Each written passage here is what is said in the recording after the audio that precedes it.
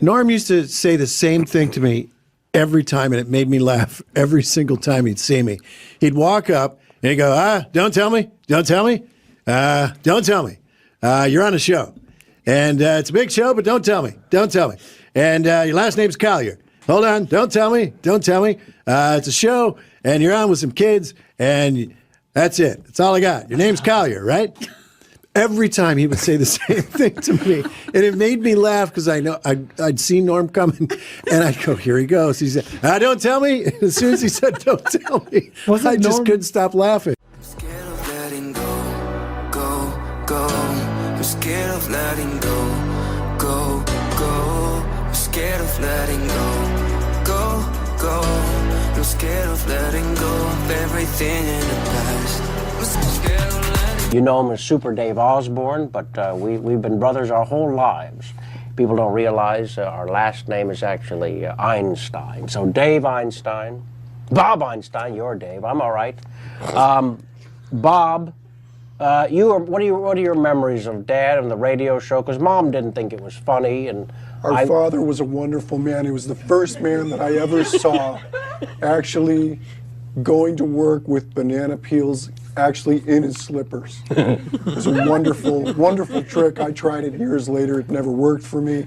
That was the brilliance of our father. You kept falling down. I did. Yeah. Yes, it was just He one could of those, ride a bike with the bananas in his slippers. He could do anything with bananas, and that was what our mother loved about him. I always thought it was the cheese. I thought she loved the cheese. Well, she did. She loved cheese. She loved bananas. She loved cheese on bananas, and I think that is one of those moments that I really don't want to touch. That's really, I think, between our parents. You're probably right. Hey, what about this? Super Dave has been on the phone with me. Super Dave backstage. Osborne? The great Super Dave Osborne. Yes, yes. And he's been on the phone while I'm trying to get ready to come out here. Yes, he keeps phoning me. That's what he does. And he goes, this is what you do. You walk out. You're wearing a pompadour. Okay. You just look at Jimmy. You don't say a thing for 5 minutes. This is why we never invite him back anymore. He says, let me ask you a question. It's 4th down and 1. You're at the 1 yard line. You have the choice. You can head it to O.J. Simpson, Jim Brown, or Emmett Smith. I'd go with Rosie O'Donnell.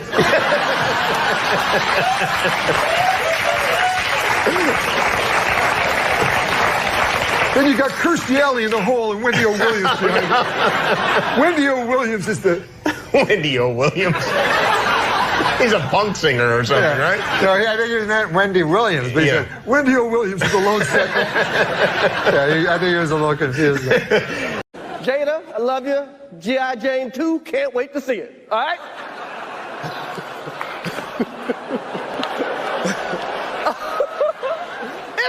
That was a nice one. Okay. I'm out here. Richard. Oh, wow. Wow. Will Smith did go into those, you know. What was your thing? Goodwill Smith? How'd that one go? I was just, it's, you know. It's, on Mad TV, they would often like parodies. combine two things. I So, pitched a thing called Goodwill Smith. Goodwill Smith. And he worked at an all-black college, and you know the the problem on the blackboard that no one could solve was 2 + 2. Then Will Smith plays a janitor who puts a 4, and they go, who solved it? It took the professors 8 years to figure this one out.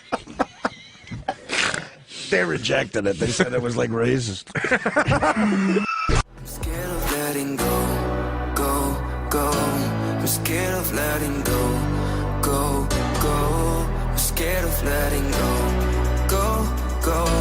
I'm scared of letting go of everything in the past. I'm scared of letting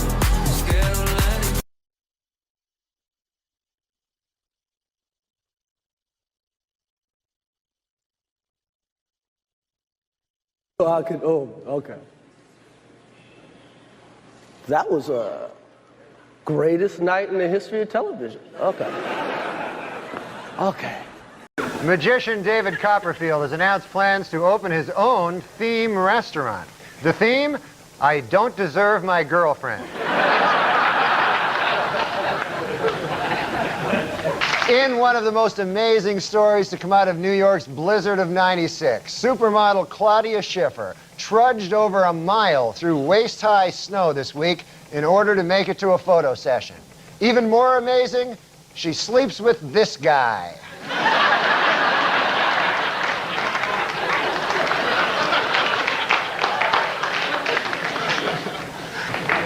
This week, supermodel Claudia Schiffer broke up with magician David Copperfield. Later, a devastated Copperfield wandered out onto the street and was hit by a bus. This, according to the current issue of Things I Wish Really Happened.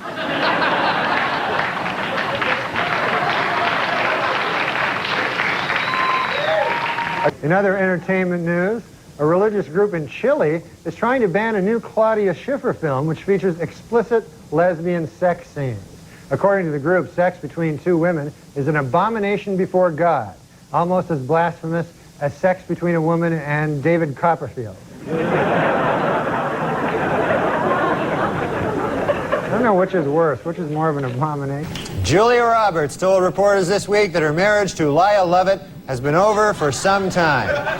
The key moment, she said, came when she realized that she was Julia Roberts and that she was married to Lyle Lovett.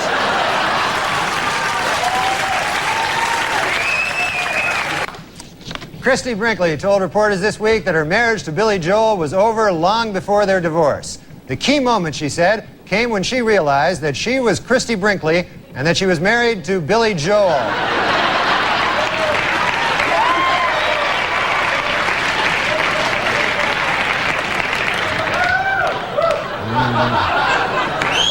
In a recent interview, Christy Brinkley suggested that football players should have special gloves connected to lights on their helmets.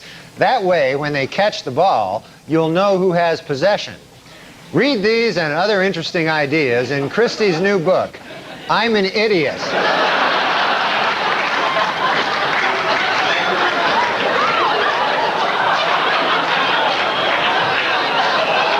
In Niagara Falls, Arthur Curley has been charged with trying to make his girlfriend swallow a small brass bear, then urinating on her and setting fire to the oxygen tube that she uses to treat her emphysema. Read all about this kind of relationship in the new book, Men Who Make Their Girlfriends Swallow Brass Bears, Urinate on Them, and Set Fire to Their Oxygen Tubes, and the Women Who Love Them. And in a recent interview, tenor Luciano Pavarotti says that he is so in love with his new girlfriend that he likes to run nude on the beach with her. Read all about this in this month's issue of Things That Make Me Vomit.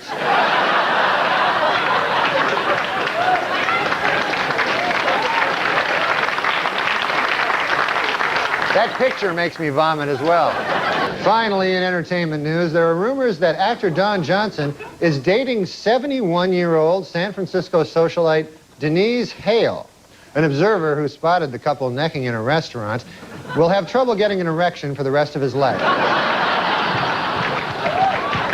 Well, newlyweds Tommy Lee and Pamela Anderson had their first argument this week. He wants kids, while she wants fake kids.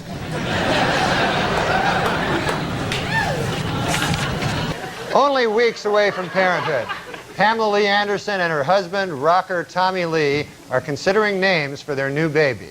If it's a girl, they'll name it after the mother and call it Pamela. And if it's a boy, they'll name it after the father and call it Lucky Bastard.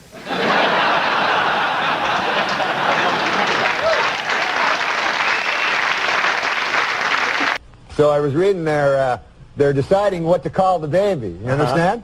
So they don't know.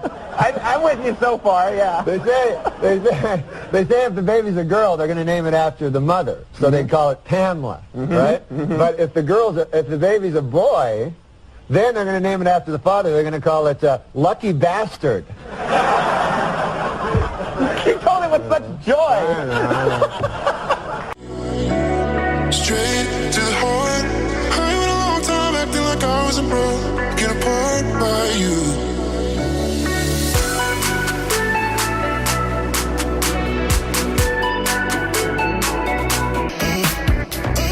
Oh, man, I'm sorry, baby. You know, I just love you so much. You know, it just gets me crazy, you know? Hey! Hey!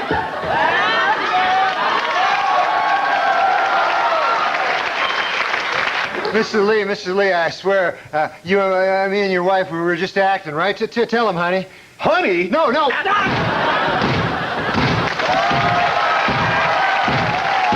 Judge Lance Ito this week barred all potential jurors from reading Faye Resnick's controversial new book, Nicole Brown Simpson, Diary of a Life Interrupted.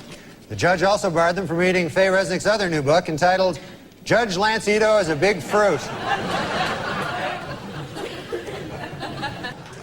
And now it's time for Weekend Update's movie reviews. This week I saw Interview with the Vampire. And here's my review. Not gay enough.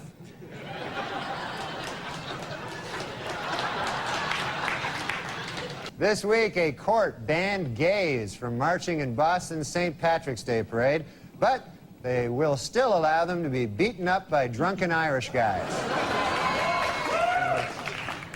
I'm afraid to know what you're applauding at there. Okay. Meanwhile, Elton John continues to deny rumors that he is engaged to his tennis racket.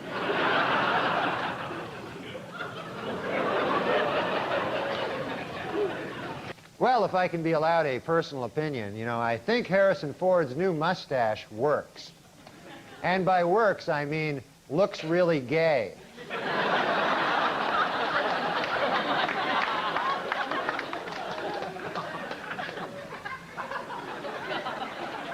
In overseas news, an attempt to lift the ban on gays serving in the British Armed Forces has been defeated in Parliament.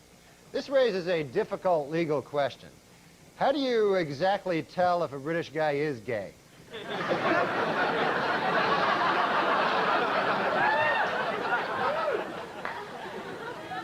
In an interview in this month's Vanity Fair, actor Tom Cruise attempts to end once and for all rumors that he is gay.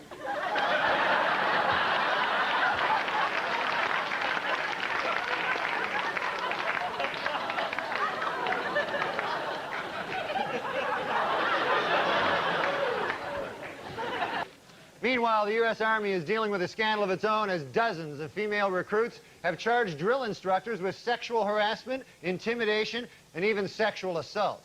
Analysts are calling it the best argument yet for gays in the military. Jonathan Schmitz, the Jenny Jones guest who killed his secret gay admirer because of his fear and hatred of homosexuality, has been sentenced to 25 years in prison. Well, I guess that plan backfired, huh?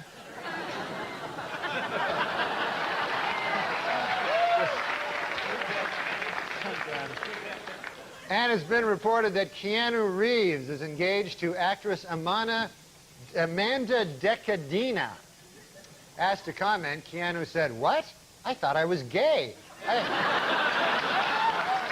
I'd always heard I was gay. Beginning in March, DC Comics will change Superman's traditional red and blue costume to a new form-fitting bodysuit. The problem with the old costume? Not gay enough.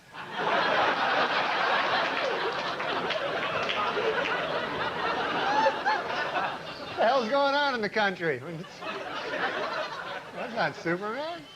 All right. TriStar's Picture is planning a film about the 70s disco act, The Village People. While the movie will be coming out next summer, it plans to wait until Thanksgiving to come out to its parents. The artist formerly known as Prince says he now wants to be known as simply the artist. Meanwhile, I will continue to refer to him as simply the fruit.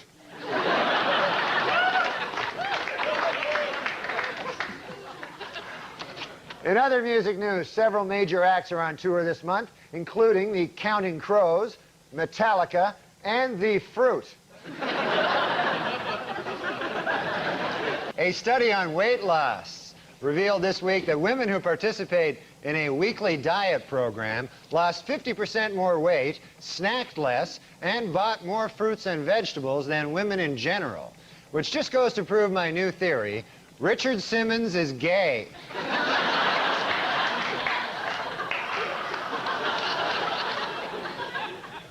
our top story tonight. This week, after months of speculation, sitcom star Ellen DeGeneres finally admitted that, yes, she is gay.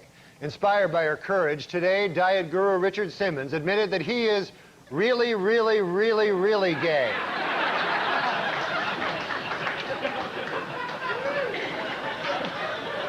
Here's the problem with taking pictures. Yeah.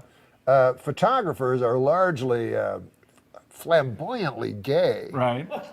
And so then when they take, a good look for them is a flamboyantly gay look. Right. So when they take your picture, you know, they want you to look flamboyantly gay, and then you're like, can I look a little less flamboyantly gay?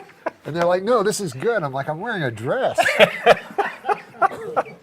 Well, again, it's tonight and tomorrow night. The Comedy Works in Larimer Square. Thanks so much for toughing it out man. without coffee. It's great this to was meet fun. you. Thanks Thank a you, lot. Noel.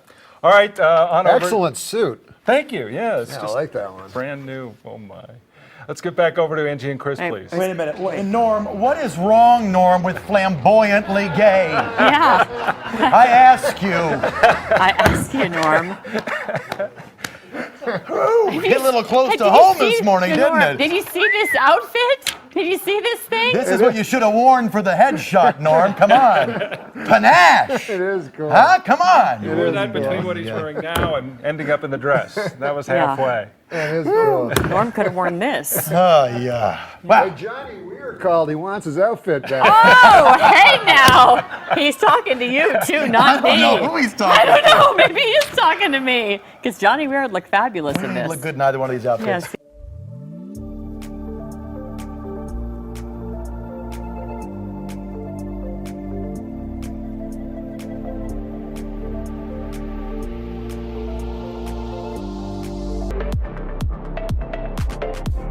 Well, I guess the biggest thing that nobody knows about me is I'm a deeply closeted gay man.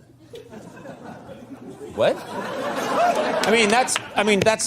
You're a gay man? I'm not gay. I said I'm deeply closeted. I'm as straight as an arrow. What's something people don't know about you? I'm a deeply closeted gay guy. No kidding. Well, I'm not coming out, though. Wait a minute. What are you revealing here today? I'm not revealing anything. I'm saying I'm deeply closeted. Well, that means you're gay. Well, I wouldn't say that. Why would I say that? I'm deeply closeted. So you're a gay man who won't admit it? No. Do you know what deeply closeted means? Yeah. It means a man who will not acknowledge that he's gay. Yes. So I'm telling you, I'm not gay. No, but that means you're very, very gay, but you don't want to come out. You're so closeted. That I refuse to say I'm gay. Right. Exactly. But doesn't that mean you're gay? Hey, easy, buddy. Oh, this book will reveal much. You know, on your last show, I came out as a deeply closeted gay man. Yeah. And I'm not gay. But David, on one time, and this is a true story, and Dave, you'll attest to this, bought me a beautiful leather jacket. Oh, that's right. Well out of my price range. Now, I'm no one to take charity. I'm not one to take charity. I'm saying I sucked him off. Surprise ending. You're making me out to be Hal Holbrook over here.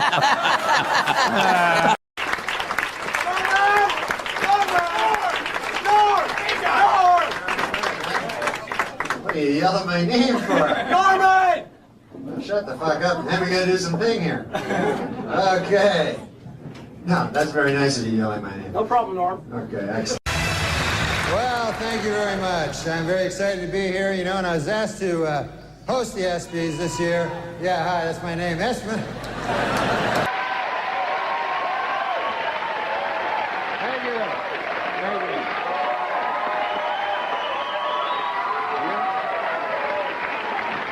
Thank you very much. You're very kind. In the, what's that? Oh, yeah, no. No, you're absolutely right. That is my name. What's that?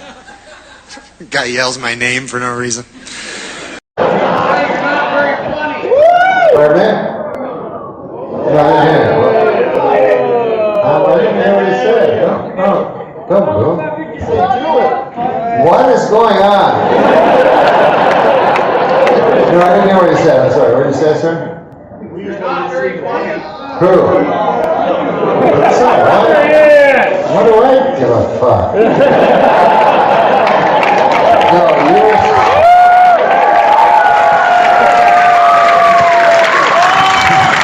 Now you're saying I'm not very funny, right? You got my money. That's okay. How much money? How much money I got that's yours?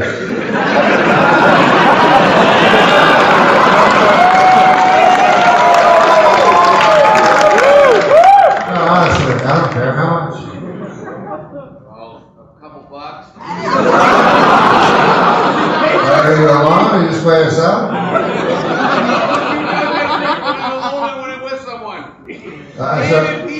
He's not alone, unfortunately.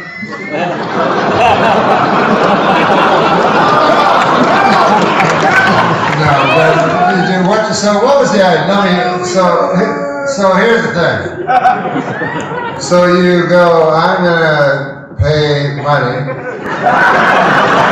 Go see this dude, right? Tickets probably cost a lot of money, right? So,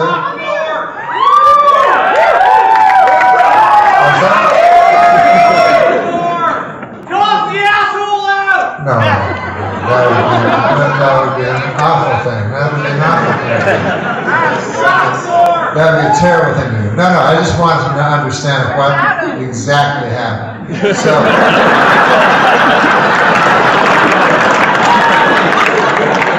but anyways, at some point in your life, you thought I was funny. I see, because I don't got no fucking banjo or shit.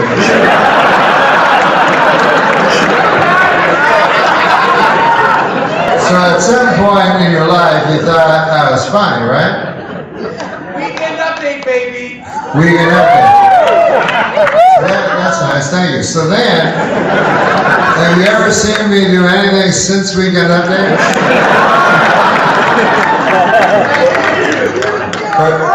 Pardon me? YouTube Morbid ones. I'm sorry, what? YouTube Morbid bits. I did what? There's a lot of YouTube Morbid bits. YouTube morbid bits? Oh, morbid. I see. And so then, did you like those? No. You didn't like those?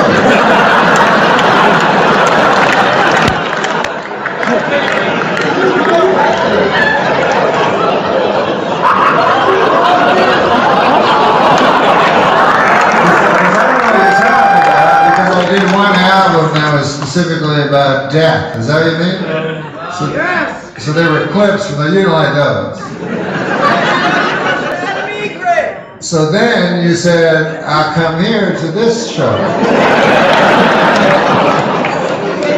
said that you were better. You weren't doing the morbid stuff anymore. Yeah, I'm not doing the morbid stuff anymore. Did I do anything more? First of all, I never said I was better. I've never even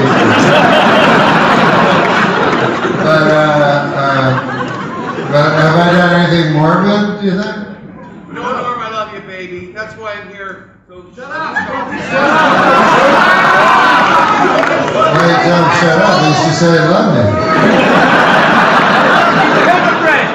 Well, that's nice. Thanks, man. That's cool that you love me. Because it's cool to love someone, even if you don't think they're fine. You know, you should love someone even if they disappoint you.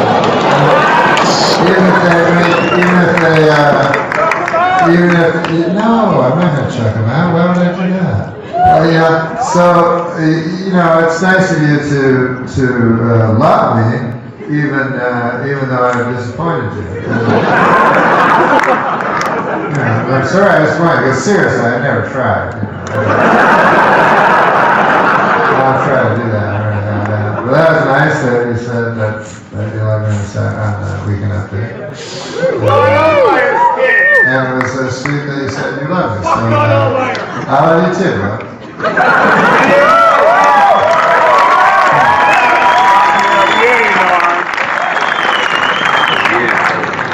Oh man, live. We got through that all right.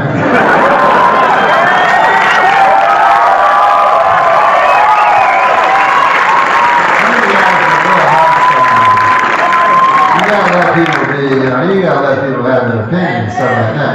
Man that paid a lot of money and then he's like, what the fuck is all this shit? Morbid shit. I didn't really feel that morbid. Love you, Norm. You rock, Norm!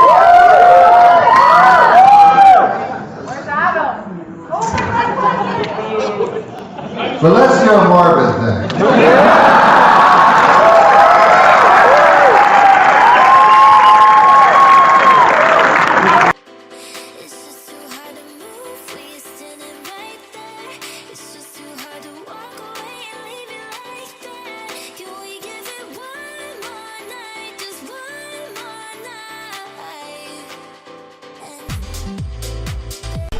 If I could tell you one thing about the real heroes of the country, which I believe are the teachers,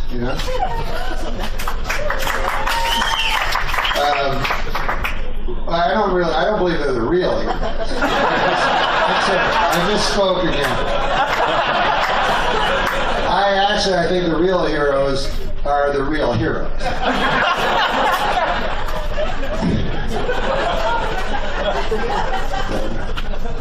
Teachers, they get good press though, because people often say to me, you know who the real heroes are? I go, are they the real heroes? They go, no. I go, oh, they're the teachers.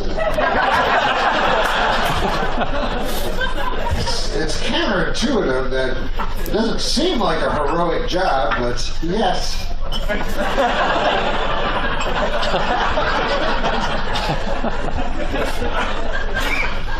First of all, if you're a teacher, you get the same fucking vacations as a child. You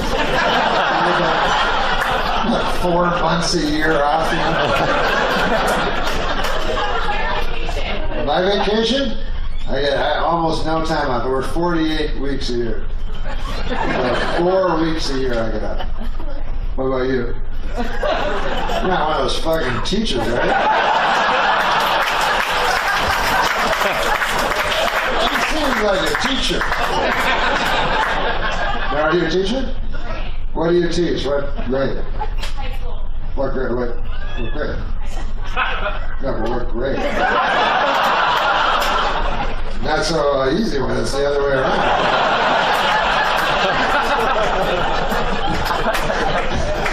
It's always easy to ask the questions. The real heroes are the fucking students.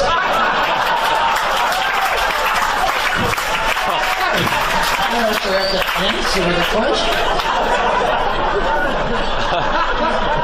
Now, what grade do you teach? 9 through 12. So you need a grade 13 education.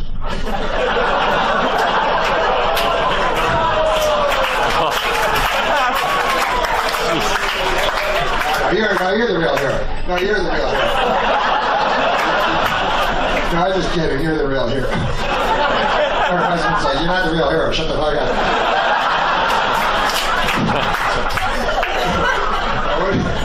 I know, it's a fun thing to say. But what do you do? What do you do for a living that your wife's the real hero? Well, you know you're not the actual real hero, don't you? You look obsessed. Did you say how upset she is? So you actually feel you're the real hero? See, I think you've disqualified yourself a little. Because I believe real heroes don't think they are.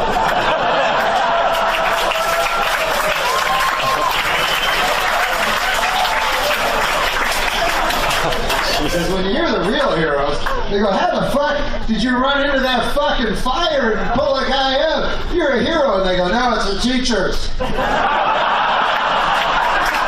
Not me. I'm a little scared now. I gotta go lie down. Gotta pull the guy out of a fire.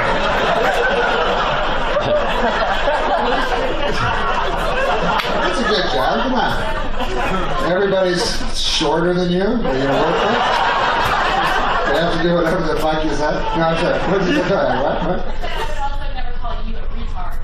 Oh.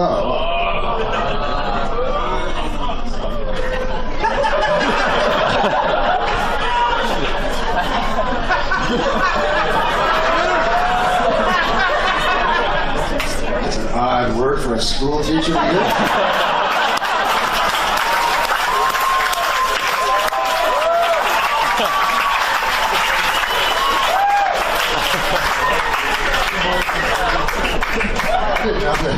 People that were teaching our young children were bandying around words like retard. I'm just kidding. No, they do a lot of good. You know what I read, actually, though? A serious statistic. They actually fuck more students than...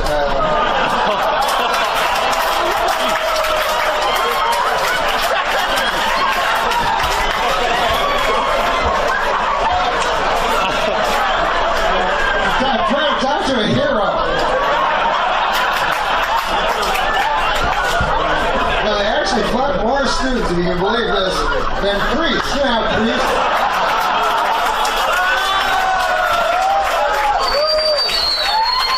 Nobody likes priests.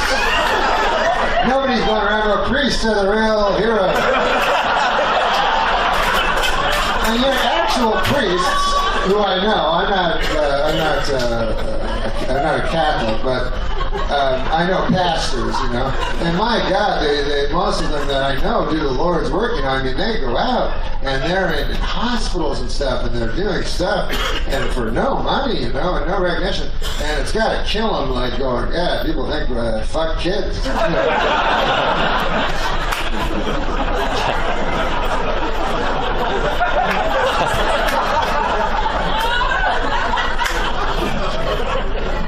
Like, if I was a priest, man, I just let it be known. Like, I do a TV commercial. I go, hey, listen, I'm Father Norm here. Come on down to my church. I won't fuck your kid. I'll tell you that. That's the first thing I promise you. I'll tell you a little something about myself. I'm Father Norm, as I told you, and 20 years or so ago, I took a vow of chastity. Now, what that means is I cannot have sex with a lady, you know? Now, that's tough, because I like ladies, and especially the ones, you ever see those ones where they press their tits together, kind of, they got a little cleavage on, but they look kind of hoary, but it looks like they don't know they're whores?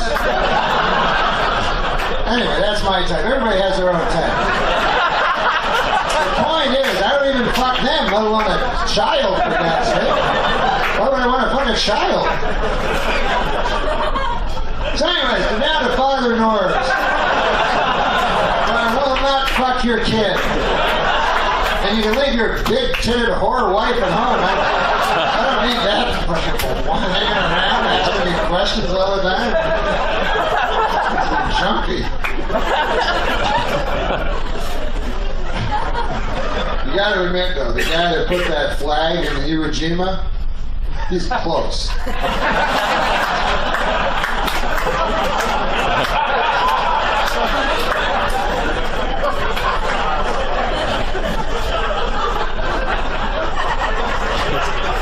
Look at that guy went to the moon. He didn't know that when he got there, the fucking spacecraft would crash, or there'd be moon aliens or shit like that. I mean, I know he's not. I know it's not grade 11 biology, but I mean, it's something. It's something.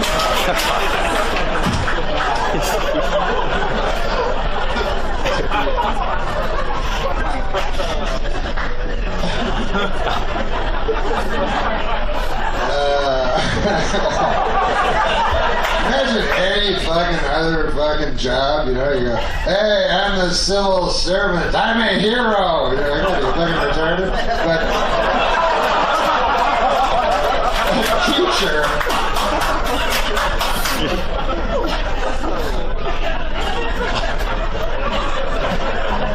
remember shit. Back tomorrow, and then you gotta tell it to me.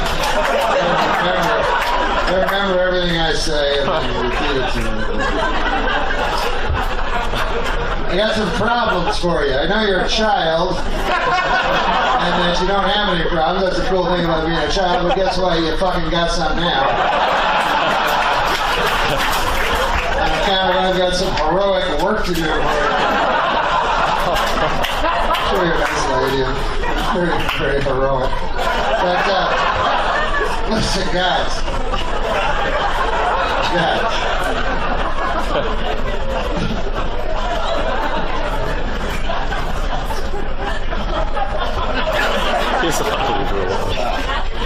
In science, do you teach Newton?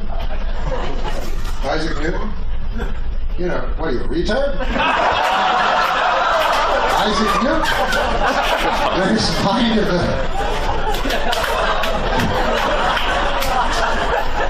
The hero that called me a retard is actually a retard herself. Everything's turned on its elbow. I'm sorry, what? A treadmill? Have I seen one? Wait, I don't even get it. It's not good when people are groaning and I don't understand it. No, have I ever seen a treadmill? Yes, of course. You mean the things you walk on? Yeah, I've seen it millions of times.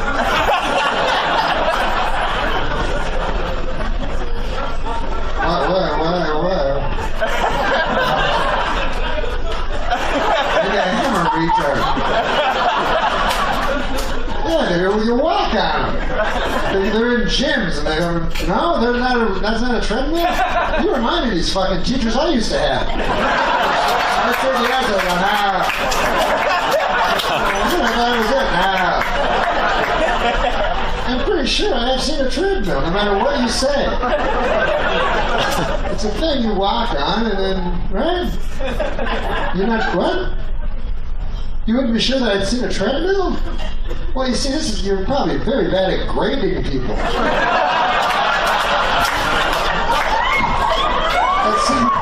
At some point when you ask a student a question, and they give you an answer, you have to take them on faith.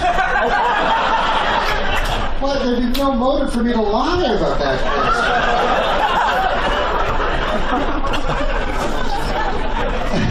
I've seen dozens, hundreds of them. I don't want to brag, but you know,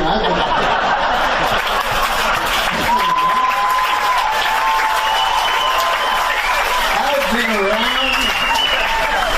I've seen fire and I've seen rain. I've seen treadmills you wouldn't understand.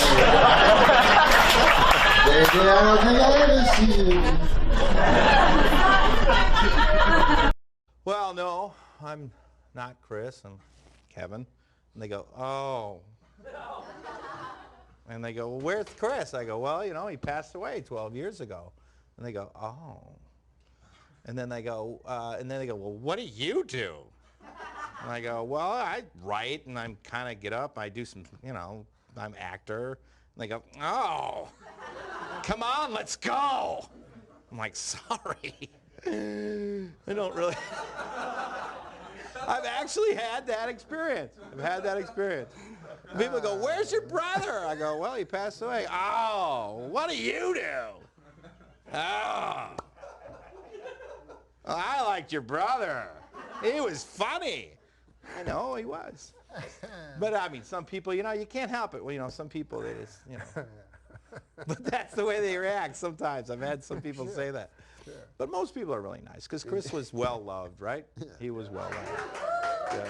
Most folks are very nice. Weren't you offered something by the celebrity rehab people? I'm not going to get into that. No, that's not nice. That's what you told me. Yeah, I know, but that was my crazy brother's suggestion. No, I'm not even going to get into it. Going to celebrity rehab, for God's sakes. Me, I don't need it. What, do I? No, but you said you were going to... You said clear it up. Now you're going to... Okay, whatever. I'm not going to do that. What, clear it up? No. Confusion? Oh, okay. No. It's a little confusion. It's a little confusion. Let's Hey, just move on. All right, should we do the desk piece? Let's do the guest piece. The desk. You can take a caller. You can take a caller on Skype. Oh, we're gonna take a caller. Hello. See, no, not even there. See the TV. Just look there and ask. Oh, we're gonna take a caller, man. You want to talk to this guy? Hello. Ask them if they have a question. Wait, you have a question for Kev Farley and me? Hello? Hey, what's Hey. up? Not much. What's up with you? Nothing. Where are Oh you? my God, you look scary. I'm doing pretty good. Oh, thank you. Wait, He's in the dark. wait. Look Is at he him. gonna ask you a question? I thought so. Yeah, or you can ask him a question, Norm. Ask him where he is. Oh yeah. Where are you? I'm at my house. Where's your house? Ew. Where's his house? Oh, where's your house? Can't. It's in the beach. It's in the beach. Is he running from the law? Are you running from the law? I don't know. I have no idea. I have no idea. You can I ask guess him to be more not. specific, or you can hang up on him. Can you be? He hung it. Here's another guy. There we go. Hey, what's up, man? You got Hey. some glasses, sunglasses on? He looks, wow. What? You got lipstick on there, pal.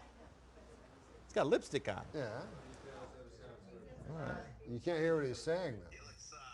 There he is. Who's this fella? Hey, hey, hey. Oh, this is our kind of guy. This guy's cool. He's like, got a toothpick in his mouth. Yeah, you can't make hide nor hair what he's saying. No. You can't make hide nor hair. I've never heard you say the word hide nor hair. You can't make hide nor hair. Yeah. Is that because you saw the toothpick in the guy's mouth? Yeah. Yeah. I couldn't make him out. I have a toothpick. Oh, that's cool, Yes, man. you do. That reminds me of a story. Would you like a toothpick? When he said, I have a toothpick, it reminds me of a story. You want to hear a story? Would you like a toothpick? And then after we tell, I have to hang up on this guy. So he keeps saying, do you want a toothpick? No, people have to learn to be punished for saying, I have a toothpick. I agree with you. You got to run the show. Into a computer. That's right. Can you imagine the guys at home? I have a toothpick. Sitting in his computer going, I have a toothpick. Anyway. Let's hear your story. Where's the toothpick guy from? Where's the Where was he from? Nobody cares. What? No, he's just a flickering image. It's like a ghost. It's not even real. It's like ghosts in here. But I forgot the story.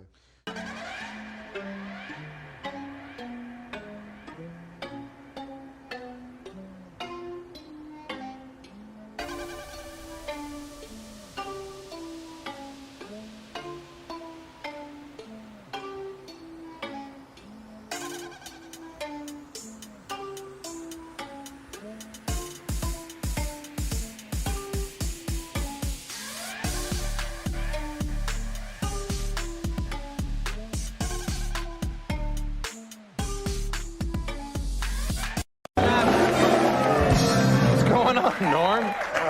I've not seen you in forever. You look That great. guy likes me. Yeah, they all love you. They love you. My audience loves you. What's happening? What's new? Your hair is short. You look great. Yeah, I got short. I got a haircut. When? Oh, this is a very uninteresting subject. Yeah, but it The looks good. answer It is- caught me off guard. Yeah, yesterday. Oh, wow, yeah. Well, it's short. It makes sense. Yeah. How's the family? How's everything going? Ah, great, man. Couldn't be better. Life is fantastic. Yeah. That's I good. like life, man. You do, really? Oh my God! People that complain about it. First of all, you're lucky. You're lucky enough to be alive. When you think about it, you know what I'm saying. Your mother had to have sex with your father. That your grandparents had to have sex. Great grandparents Yeah. had to have sex. It's lucky you're alive. My God. It's amazing. And I'm so happy every day You that I'm should be. alive because it's just a fluke. There's so many more people that never got to be alive. You know? And, That's an interesting point. I guess you're right. If you do the math. So when people carp about it, I'm like, man, it's the greatest gig in the world, being alive. Being alive. You get to eat at Denny's, wear a hat, whatever you want. Yeah. Get haircuts. It is. Well, good. I'm glad life is going well. I know you're a big fan. You competed in the World Series of Poker in the celebrity event? No, in the real. In the real deal, Real right? deal, yeah. How was that? Well, it was Did you sort make of a any money? nightmare. I was halfway through the first day. I was the massive chip leader. Right. And then I Which means you threw were it doing great. Yeah, I was first place, 8,800 people, and then I threw it all away. You say that like it still tortures you to this day. Yeah, What well- happened? Was it all in one hand? Did you just go all in with something that you shouldn't have? Was it your bluffing? Were you... No, I was just, I had pocket aces, and the guy had jack queen to beat me. But so be it. I was going for there's two ways of playing it, right? You can go to trickle into the money, or you can go for first place, so I was going for first place. Yeah. You like to play poker, though, right? Was that... I like it okay, yeah. Yeah, all right. I play a lot. I got a little addicted to it on the internet. I was playing like 6 games at once for 7, 8 hours a day. You know? Yeah. All right, so you like it a little bit. Yeah. I saw the poker area at one of the casinos in Vegas, and it's very bright, it's very sterile. You can't, like, swear, you can't smoke. And I'm thinking, well, there's no way Norm could really be into this poker thing, because those are two of your favorite things to do. I got a lot of penalties at the World Series for smoking. Oh, you can and you for smoke? swearing, because, like, you know, your aces get cracked and you go, and, you know, and then it's like, it's a 20-minute penalty for each word, so I'm like out for an hour and a half, you know. But they let you back in. Yeah, they let you in after an hour and a half. What if you're swearing while smoking 10 cigarettes at once? It's so insane that you can't You have to come swear back next and week? smoke because everybody there is a degenerate gambler that smokes and swears. Right, yeah, it's a weird rule that they have there. It's very strange. I played the celebrity poker. That was the hardest of all. Why? Well, you go on the TV, and poker's not that hard, but identifying these other celebrities is almost impossible.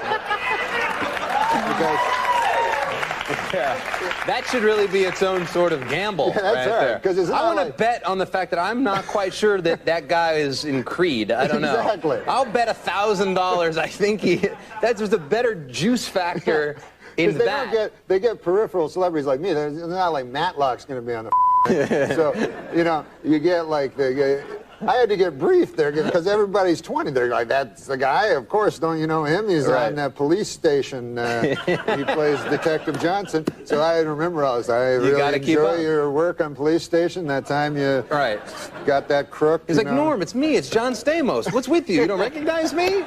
Oh, John Stamos is a great man. He's a good guy. Yeah. You know John Stamos. Sure, I know him. I know him all right. Yeah, that guy gets the ladies. He does, yeah. Some guys get the ladies. I'm telling you, man. And it's you ever know these guys, maybe in high school or something, or college, you couldn't figure out why they did it, but they could get the ladies. You know, maybe they weren't the handsomest guy, but somehow, like I had a guy, a friend of mine, Bill, this guy, he could get I'm not exaggerating when I say this. Every night he would have a different lady, Bill did, and they'd be beautiful. And finally I asked the guy, I said, what's your secret, you know? He said, I'm a serial rapist. That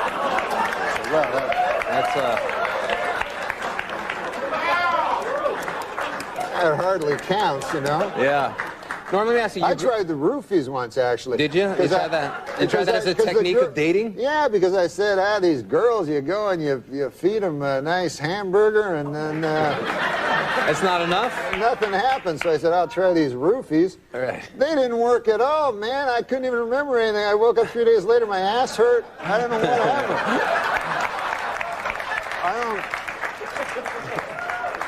This is the second night in a row. We can't hear any of this. This will be the greatest website interview ever. None of this will make air. They're just jokes. Let me ask you about, you grew up in Canada. Everybody in Canada speaks French, but your father, he forbid you from learning French, Yeah, right? yeah. Everybody in Quebec, where I grew up, Quebec City, about 99% French, a few English people. And yeah, my dad, you know, the English hate the French, his guts. And so my dad wouldn't let me learn French. Why? Because he hated the French. And so in school you could take either French or Latin, and I took Latin, and in Quebec City it turns out there's no ancient Romans. That's right. So I got beat up a lot by French guys, which is about the most humiliating thing that could ever happen to you. Right. Aside from losing at celebrity poker to the guy from the cop show. Let me ask you about, there's a couple of shows coming on NBC this year that both deal with SNL, where you spent some time. One of them is a drama, one of them is a comedy. Do you plan on watching Studio 60 or 30 Rock? Are you excited about these shows? It seems odd that there's two shows that are backstage of the same show, Saturday Night Live, right? And I don't even know if anybody watches Saturday Night Live, let alone backstage of Saturday. I know they weren't watching when I was on it. I thought you were great on Saturday Night Live. What's What do you that? mean? Do you watch it now? Oh, I thought it was great on Saturday Night Live, too. Do you ever go back? Do you ever go back to the SNL stage? Yeah, I love it, you know, because ever since I was a kid, I watched Saturday Night Live, and I always loved it, you know, and I still love it. I always go, every time I'm in New York, I go and see the guys and stuff. Yeah, it's fun to go back there, right? Oh, yeah. You were there. Yeah, I was there. Sure. You'd always hang out. I know what's going on. This is the comedy CD that Norm put out, and it's great, but it's different than what I thought when I first put it in. I thought it was going to be sort of a traditional comedy CD, but I actually enjoy this much better. Oh, you mean like stand? They wanted me to do stand-up. Yeah, like it's not stand-up. Yeah, I didn't want to do stand-up because when I was a kid, like I listened to Cheech and Chong and Monty Python, and it'd be cool because I'd like, you know, my parents didn't know, and it was dirty and stuff like that, and stuff like that. So I always wanted to do an album like that, you know, that it's not for kids. They're like sketches, but they're much, much dirtier. Yeah, they're really filthy, and this album is not for kids, but it's for kids. Yeah, but if you're a kid, go get it.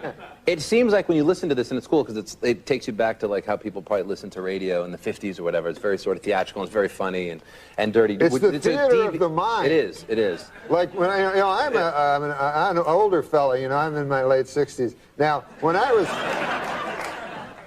was young, things were different, Carson, you know, like pot was something that, you know, you'd cook your eggs in.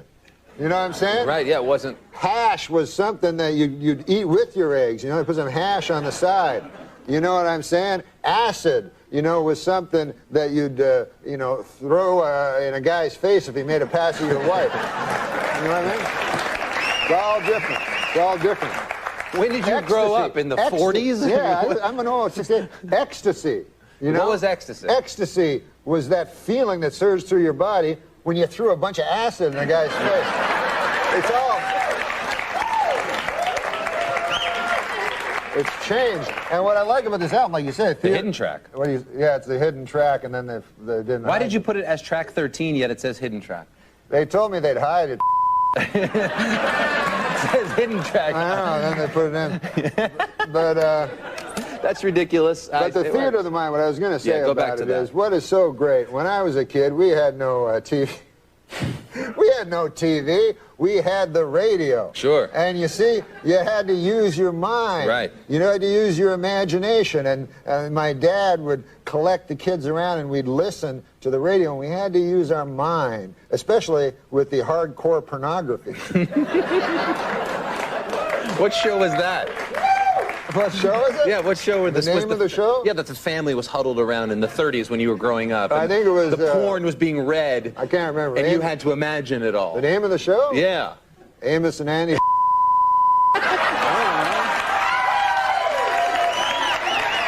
that's the one. That's what I was thinking of. Those are great. I like to go down to the radio. Come on now, Amos. I don't believe you should be doing that. All right. That's great to go down to the Museum of Radio and TV. Have you ever done that? Yeah, sure. And you can go and you can just basically call up any great old television show or radio show and relive those great moments. Yeah, it's beautiful. It's unbelievable. Yeah, we'll look for that Amos and Andy. All right, you gonna hang out? We have Amy Smartest here. Oh, I love Amy. Did you meet her? I met her, and I'm a big fan of her. She's smart, and that wasn't a joke. It's not even on here. The Amy Smart.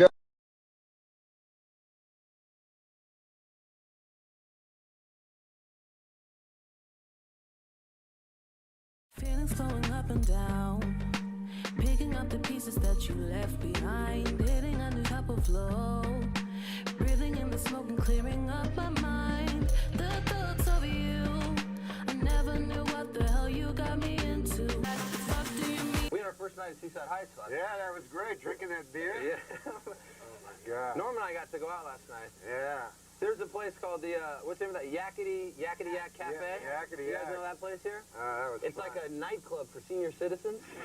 Really, seriously. They'd play like Islands in the Stream. Remember that when that came on? That was crazy. You had a lot of the ladies last night. Oh, let me tell you, man. I told you that one was a dude. I told you, man. I warned you. I know. I was a little upset we're having the barbecue today after that experience too. But how about when the girl you were talking to, when her teeth came out? It was crazy, seriously. Yeah, I wasn't talking to her during that point. Right. I remember when you tried to put them in, back in her. It got ugly.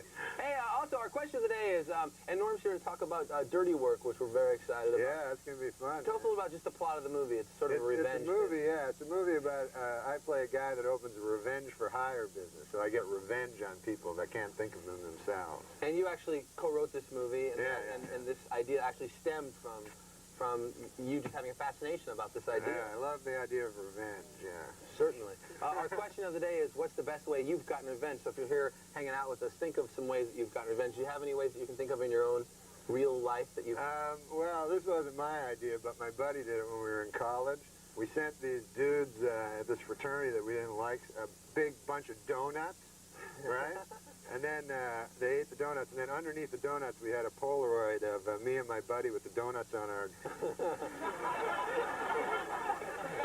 That's good. How come we didn't write that into the movie? We did. They wouldn't let us do it. All right, you know, we're gonna show you a video right now. It's actually a breakthrough video from Madonna. Part of this was shot in our New York studio in Times Square. You can check it out. Here is Jonas Ackerlund directed this video, who did Smack My Bitch Up from Prodigy. If you haven't seen it, it moves rather fast. Check out Madonna right now. Here's Ray LA. Hey,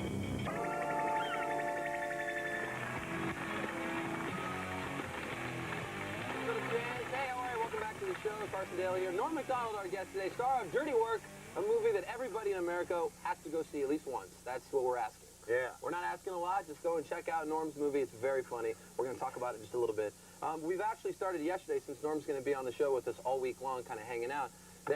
When you came out yesterday, you didn't look in the like you were in the real beach attire. Right, I've gotten a little more. You're working your way. I had a sweatshirt yesterday, now I have a T-shirt. But we're taking up a collection fund, too, of everybody here. So by the end of the week, maybe we'll get you in a skivvy.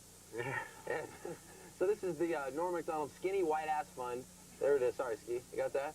We have about 14 bucks in it now, so I'll pass it around. If you guys want to see Norm in a, you know, like a thong by Friday, then drop some money. Some of the ladies put some money in, too. Put money in there, for Christ's sake. Put some... Stop taking the money. Hey, how are you? It's Tuesday. That means there's some new music in stores. Part of the grassroots movement from the Bronx. And it's just, it's happening. Norm MacDonald, everybody. Yeah. Hanging out with us.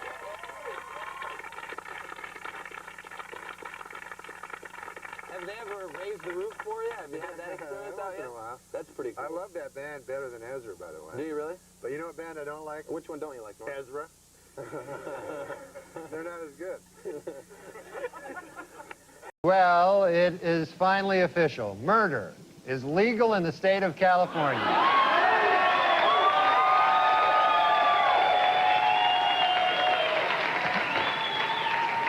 A down-and-out O.J. Simpson, depressed that all of his money-making ideas have failed, has decided to go back to doing what he does best, killing people.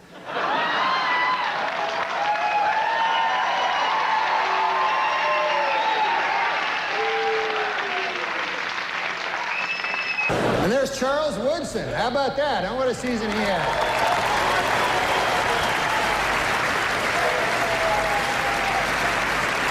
Great, man. He became the first defensive player to win the Heisman Trophy. And congratulations, Charles. That is something that no one can ever take away from you. Unless you kill your wife and a waiter, in which case... all bets are off. Just a word of advice. A new book claims that Madonna once smeared peanut butter all over John F. Kennedy Jr.'s body and then licked it off. Which just goes to show you, Madonna's a whore. And finally, Weekend Update would like to congratulate Madonna, who gave birth to a beautiful baby girl last Monday. The baby weighed in at 6 pounds, 9 ounces, making it the 4th largest object ever to pass through Madonna's birth canal. This week, in a secret ceremony in Australia, Michael Jackson was married for the 2nd time. Asked what makes his new bride special, the King of Pop said, quote, "She has taught me about the power of imagination, like imagining that a grown woman is a 10-year-old boy."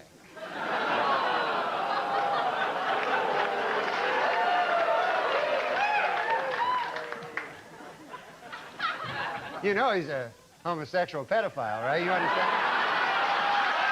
Sources report that Michael Jackson's baby is due February 27th, and it's going to be named Michael Jackson Jr. Michael plans to be with the mother during the delivery. In his words, to make up for not being there for the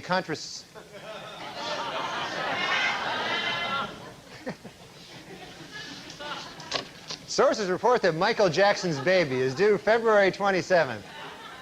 It's conception. The last word was conception, so. Michael Jackson? Yeah? Did you mean to say Michael Jordan there, or do you want to say Michael Jackson? Michael Jackson. He said, I heard a quote where he said, I don't care if my child is a boy or a girl, as long as it's a boy.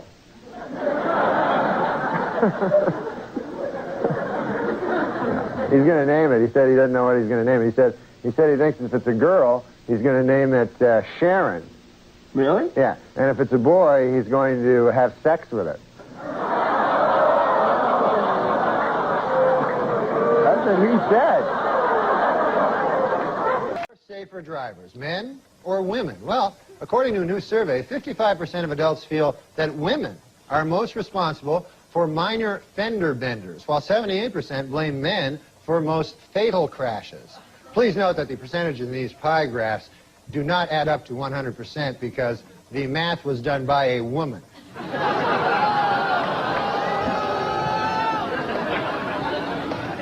For those of you hissing at that joke, it should be noted that that joke was written by a woman. So now you don't know what the hell to do. No, I'm just kidding. We don't hire women. I came in and he was supposed to be the my guide through SNL, and it turned out that he is a shit stirrer. I'm not going to guide any lady through comedy. That would take me, first of all, I'd have to figure out how a lady could do comedy. And then I'd have to... People often say to me, you know who the real heroes are? I go, are they the real heroes? They go, no. I go, oh, they're the teachers. It's counterintuitive that it doesn't seem like a heroic job, but yes.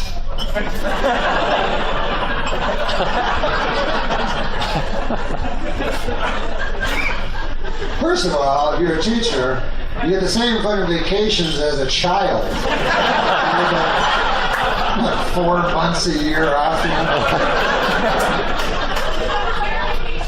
My vacation? I get almost no time off. We're 48 weeks a year. So 4 weeks a year I get off. What about you? You're not one of those fucking teachers, right? You seem like a teacher. Now, are you a teacher? What do you teach? What grade? High school. What grade? What grade? No, but what grade? Not so easy when it's the other way around.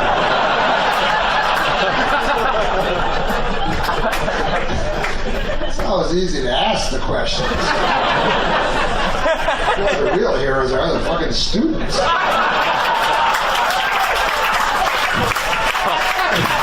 actually have to answer the question.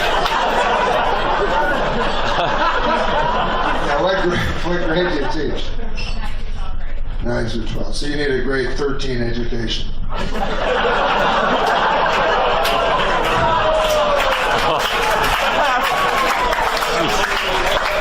You're the real hero. No, you're the real hero. No, I'm just kidding. You're the real hero. Our husband said, you're not the real hero. Shut the fuck up. Do you have a hero? Norman Fell from Three's Company. That's your hero? Yeah. Mr. Roper. Yeah. No, Mr. Roper? Yeah. That's not a good hero. That's all I got. Better than this guy's hero is some gay porn actor. Anyway. What are you talking about? What? I don't know. Insane. No. What are you saying? Let me tell you something about gay porn. What's... Seriously.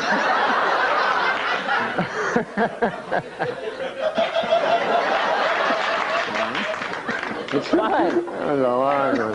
Okay, no, I'll tell you something about gay porn, seriously. Okay. That doesn't mean a guy's gay. I'm not saying that. Because a guy watches gay porn all the time. Cut to a single. Just of Norm, really? Gay porn. I enjoy gay porn. I'm not gay. Gay porn is a genre that just cuts across all demographics. You know? Young people, old people, straight people, the gay people enjoy it. Everybody likes gay porn. But this guy really likes it. No, I don't know.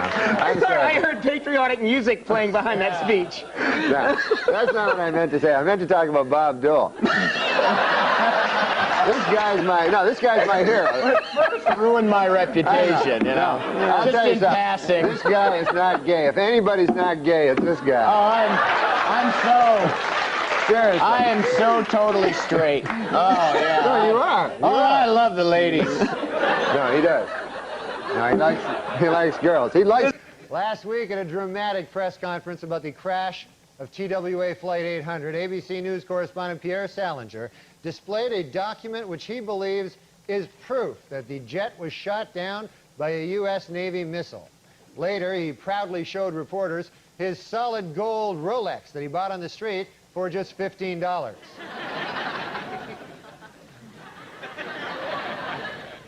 That's one ugly bastard, isn't it? Here we see the president and the first bitch. Gosh, Hillary looks pretty in this photo here, doesn't she? Never realized she was such a looker till I see her here in this picture. But you see, the only way Bill Clinton, or Bob Dole can win, really, is if Bill Clinton is rocked with more scandals. You know, there's every day a new scandal comes up, you know. I heard this one today, terrible scandal, apparently. Way back when he was governor of Arkansas, Bill Clinton, apparently, he got really drunk one night, and he had sex with Hillary. Wow.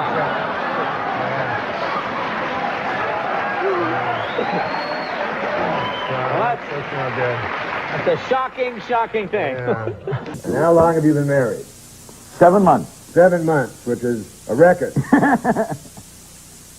No, this is the first. I've been married, Larry, but I've never been married. Married. This is married. Married like... She's my friend, like I love her. I see. That's what Clinton says about his wife, isn't it?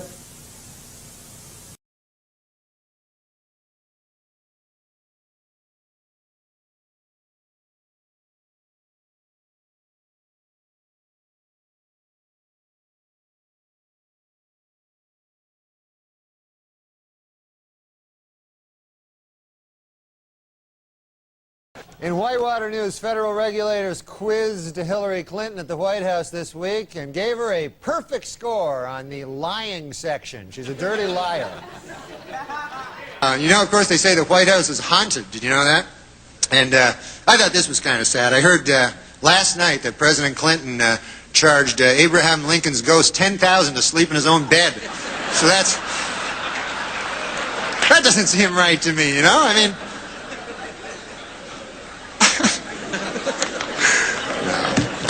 But look, the president, you know, has come under a lot of fire for raising money, but you know, he's good at it. He's good at raising money.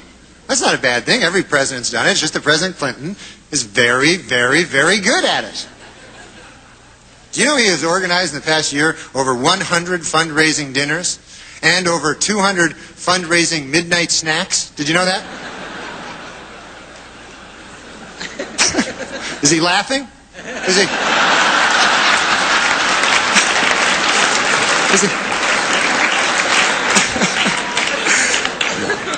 Okay, Norm, you're Canadian. Yes, I am. So what do you think of this whole presidential mess? Well, I hope that the Democrats don't steal the election from the winner, you know, but who knows? You like George Bush, don't you? I love George Bush, man. He's a good man, decent, you know, none of this. He's, you know, he's not a liar, a crook, murderer, or anything like that. So it'd be good to get the. See, I think we should get the homicide out of the White House and get like a a fresh start, because we don't want any more murderers. I think we should just go on to the next question. Oh. Who are the murderers? Yeah. Oh, Clinton, he murdered a guy. Yeah, you know, we're not allowed to, you're not allowed to put out no accusations without That's a little Charlie. too far. That's the way it does work. Let's just go on to the next question. Please. Yeah. This is not my week. What can I tell you? Oh, it's not mine either, and I'm being very nice, okay? Be a good boy. Now, Norm. Do you never hear that? No. Listen, No, we don't need I to don't want talk to get about into that. this, and I don't want to hear it, and this is not the place to make those accusations, and you're supposed to be funny. Let's get on to the next question. So get with it. There you go. This is a live show. Not for nothing, Norm, but you have been properly chastised by Barbara, so I'm now going to ask the next question. I thought it was a matter of record. Shut up. Shut up. Look, Okay. let me do this, okay? I'll tell you what's a matter of record. You will not be invited back if you don't shut up. All right, now. Let's talk football. All right, manslaughter. Let's talk football. Norm. The people here asked me to do the show, you know, I gotta say, I felt kind of weird, you know. I don't know if you remember this, but I used to actually be on this show, you know. I used to do the weekend update news routine, you remember that? And, yeah. That's where I did the make-believe news jokes, you know. That was me, right? So then, a year and a half ago, right, I had a sort of a disagreement with the management at the NBC. I wanted to keep my job, right? And they felt the exact opposite. So you see, they fired me because they said that I wasn't funny, you know? Now, with most jobs, I could have had a hell of a lawsuit on my hands for that, but see, this is a comedy show. So they got me, you know what? But now, this is the weird part, right? It's only a year and a half later, and now they asked me to host the show. So I wondered, I go, hey, wait a second here. Hey! I go, how did I go in a year and a half from being not funny enough to be even allowed in the building to being so funny that I'm now hosting the show? How did I suddenly get so goddamn funny?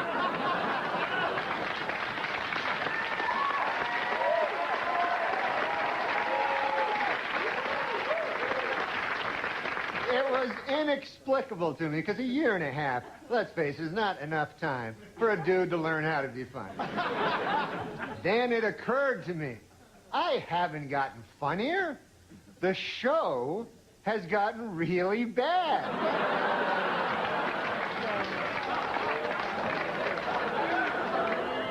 So yeah, I'm funny compared to, you know, well, you'll see later. Okay, so let's recap. The bad news is, I'm still not funny. The good news is, the show blows. All right, folks, we got a bad show for you tonight. Dr. Dre, Snoop Doggy Dogg, and Eminem are here. We'll be right back. Julia Roberts told reporters this week that her marriage to Lyle Lovett has been over for some time. The key moment, she said, came when she realized that she was Julia Roberts and that she was married to Lyle Lovett. Christy Brinkley told reporters this week that her marriage to Billy Joel was over long before their divorce. The key moment, she said, came when she realized that she was Christy Brinkley and that she was married to Billy Joel.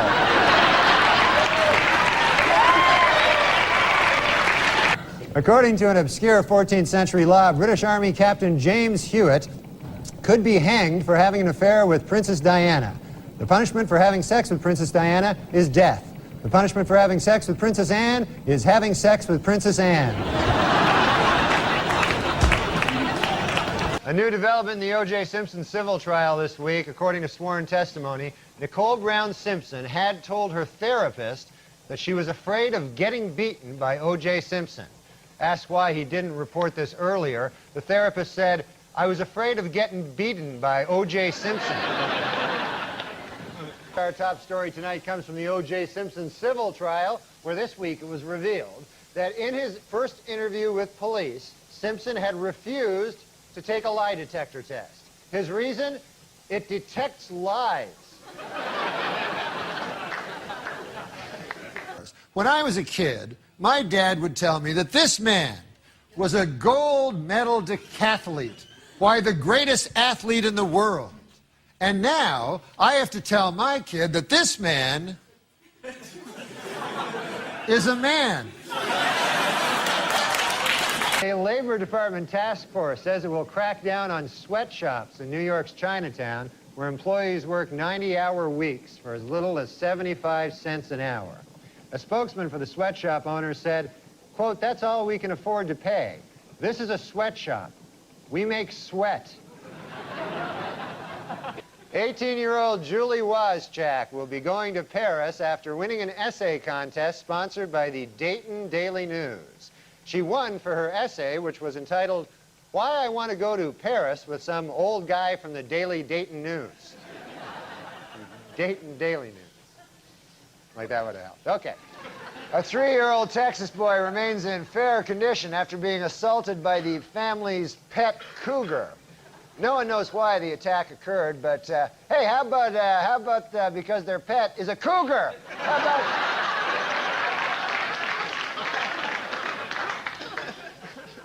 Rap star Hammer is suing the Los Angeles Police Department after he and his entourage were mistakenly handcuffed by police. The most shocking part of this story, Hammer has an entourage.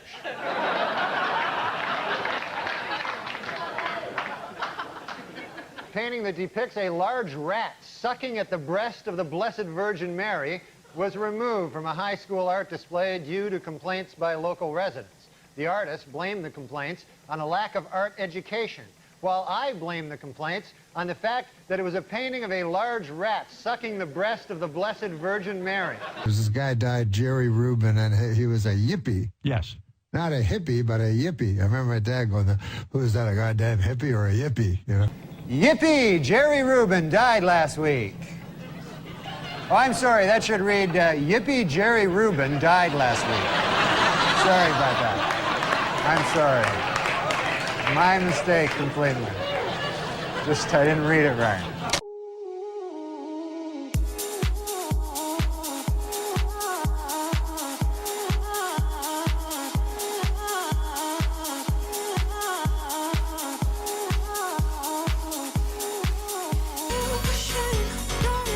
You look for jokes that have the same setup as the punchline. You know what I'm talking about? Yes, the perfect joke would be if the punchline and the setup were almost identical.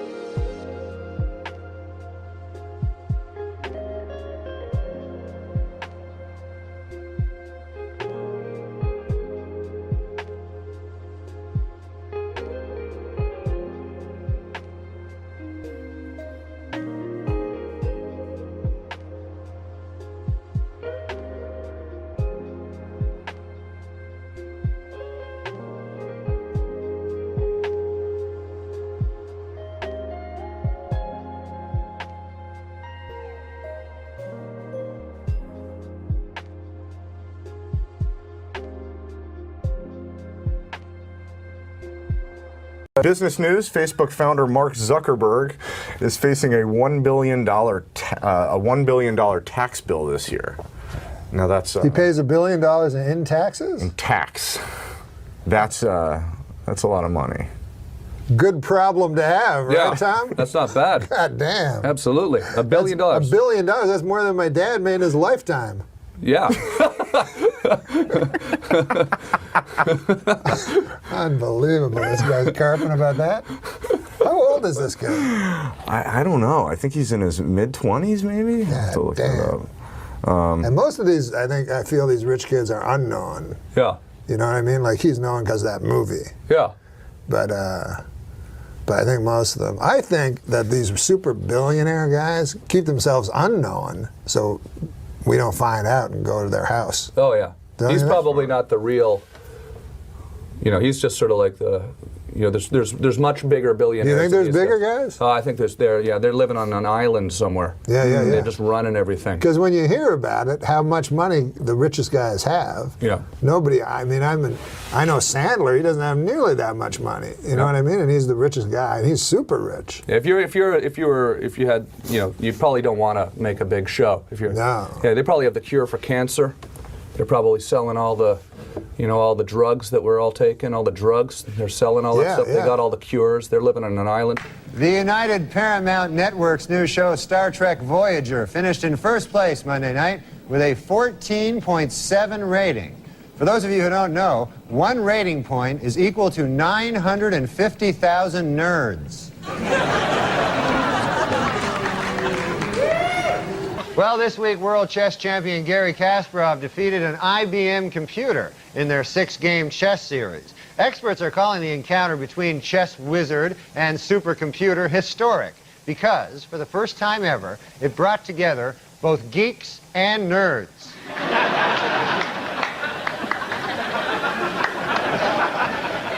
After numerous requests, the National Institute of Health has finally granted funds to the University of New Mexico in order to test mice for the deadly hantavirus. Although I'm sure the government would have acted a lot sooner if instead of mice, the hantavirus was killing off rich white guys.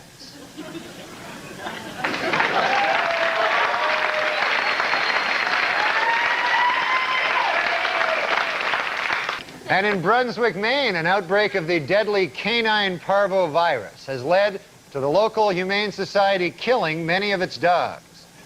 Gee, I wonder if the Humane Society would kill off victims of canine parvo if instead of dogs, they were rich old white guys.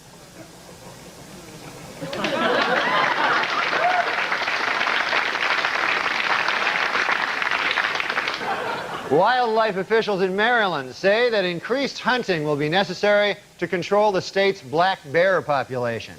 Gee, I wonder if hunting would be the answer if instead of overpopulation of black bears, there were an overpopulation of rich old white men. Yeah.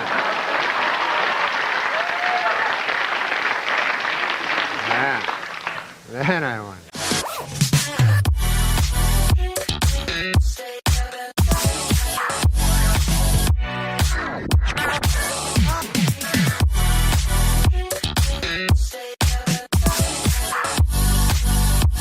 Those are the motherfuckers that fucking introduced crack into my neighborhood last month. You have a crack problem? Well, now I do, because those fuckers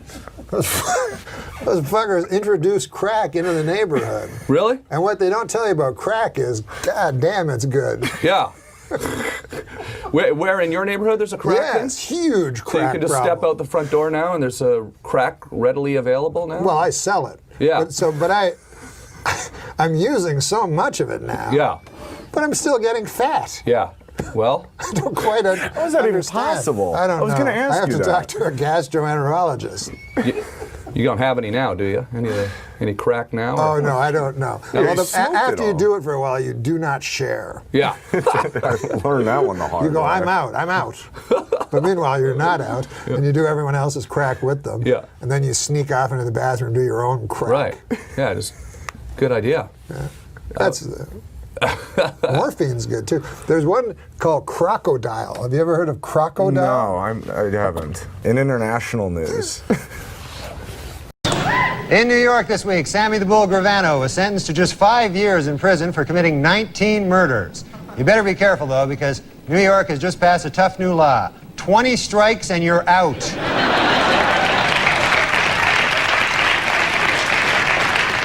Visitors to New York's Times Square this winter are in for a bit of a surprise.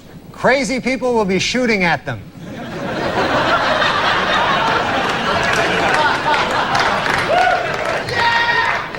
A French man who calls himself the Snake Man was arrested this week after climbing up the side of a Manhattan high-rise. Yep, he climbed right up the side of a high-rise, just like a snake.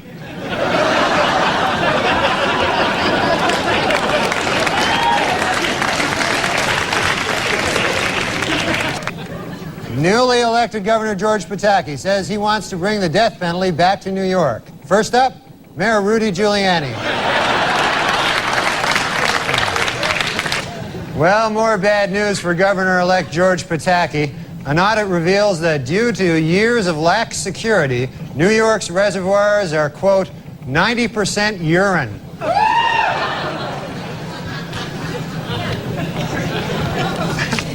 The most restrictive smoking ban in the nation took effect this week in New York, and already the city has gained over 9,000 pounds. Police in New York investigating the deranged homeless man who attacked a girl with a hypodermic needle have made a shocking discovery. He's Mickey Rourke.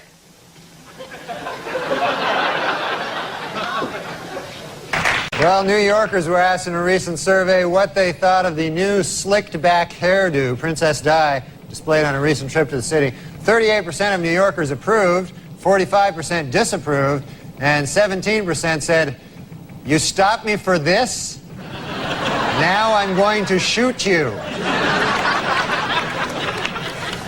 This week, New York Senator Al D'Amato repeated his claim that during the Second World War, Switzerland aided the Nazi war effort and helped launder money stolen from Jews. These charges are the results of a lengthy, thorough investigation by the senator, which proves, quote, beyond a shadow of a doubt, that New York has lots and lots of Jewish voters and no Swiss voters.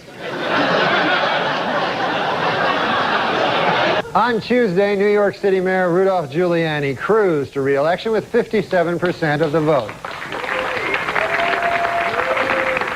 The mayor credits his victory to strict enforcement of quality of life ordinances, while loser Ruth Messenger blamed her defeat on low voter turnout by aggressive panhandlers and squeegee men. She was expecting them to show up strongly. Well, crime is down nearly 20% in New York City, with only 384 murders so far this year. Only 384? You know, if you ask me, that's still 307 too many. That's right. And with the Pope in New York City, some of the New York City's greediest and most heartless con men are getting rich selling fake tickets to the Mass in Central Park. Don't I know it? Look at all... Look here. Look at all this. Oh, yeah. According to a recent survey, the best tasting water in New York State comes from South Huntington on Long Island. And the worst tasting water comes from Lou Reed's bong.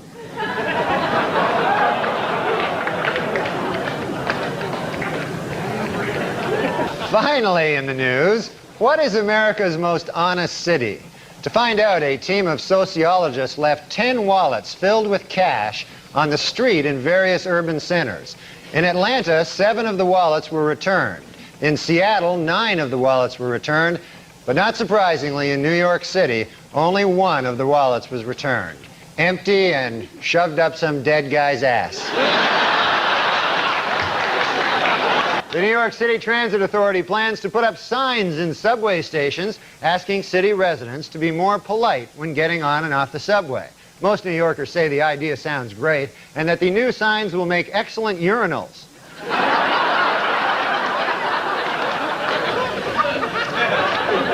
Basketball superstar Michael Jordan has scored a slam dunk with his new men's fragrance, selling 1.5 million bottles of Michael Jordan cologne in the first 2 months.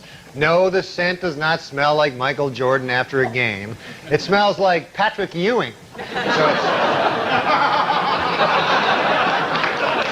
smells good. Well, after a 15-year absence, the New York Yankees are back in the World Series.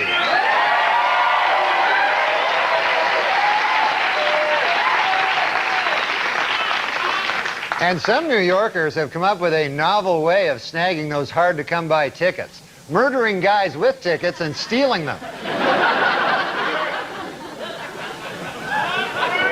Earlier tonight, the New York Yankees defeated the Atlanta Braves and won the World Series. As a result, Atlanta Mayor Bill Campbell will send a bushel of delicious Georgia peaches to New York Mayor Rudolph Giuliani.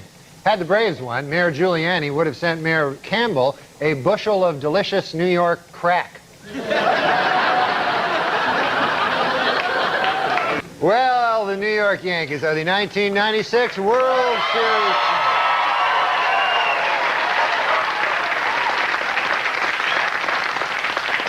And this week, 3 million Yankees fans gathered on the streets of New York to honor their heroes. While the fans were of different ages, races, and religions, they shared one thing in common. They were all standing in urine.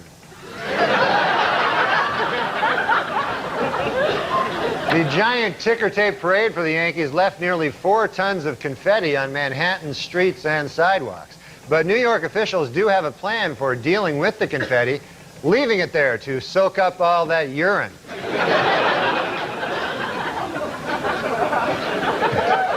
The New York City Taxi Commission named the 10 worst cab drivers in New York City.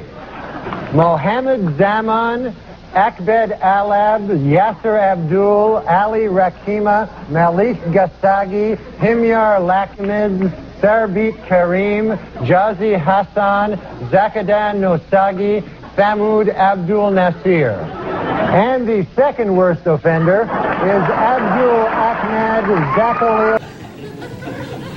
This week is Taxi Cab Appreciation Week, so to all you taxi cab drivers out there, I'd appreciate it if you'd take a shower once in a while. How's that go?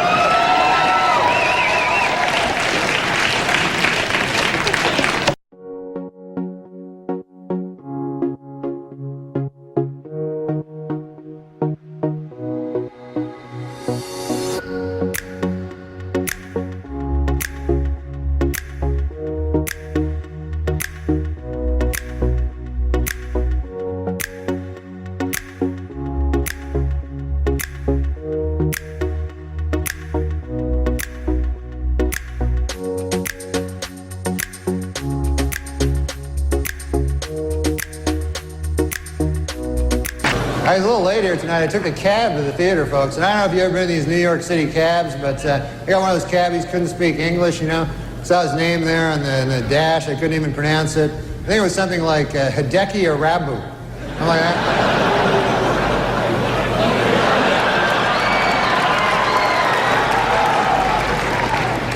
Arabu's been having some trouble, man. They fired his translator. Steinbrenner fired his translator. And people see that as cruel, you know, but I don't know, you know. I mean, if you're not doing well in Yankee Stadium, you know, do you really need a translator? Do you want that, you know? You know? Hey, what'd they say? They say you suck. You should go back to Japan, you dirty foreigner. Okay, I got it. I'm trying to pitch over here. Everybody's bringing up these licenses for illegals and that they need to have them. And my question is, where are they getting the license plates? Obviously, we're letting them register vehicles without licenses. And in this day of car bombs and stuff, I don't know if that's a good idea. Thank you, Dan from Boise. Norm, what's your feeling? Well, I know that the New York Governor Spitzer, I'm trying to get to learn things, but he doesn't want to issue licenses to illegal immigrants, you know, and I don't know how the hell you're going to get a cab in New York City anymore. I mean, it's hard enough, you know, for me especially. As a black man. When I first met him, he was in New York under the Queensboro Bridge jerking off punks for $15 a man. Oh my God, that's not bad. Steady work anyway. But you picked a bad bridge. Queensboro would have been better. Well, it was. Queens. It was Queensboro. Oh, I thought Williamsburg. Yeah, I mean, times have changed. Yeah, Williamsburg, yeah, it's been gentrified and everything, yeah. And this guy used to jerk off punks under the Queensboro Bridge, $15 a man. I robbed a couple of punks under there. Oh, you did? Yeah. You ever You look familiar. Were you in New York when the Twin Towers fell? No, I was in Los Angeles. Well, either way, it was a national tragedy. It was. Yeah, I know. 9/11.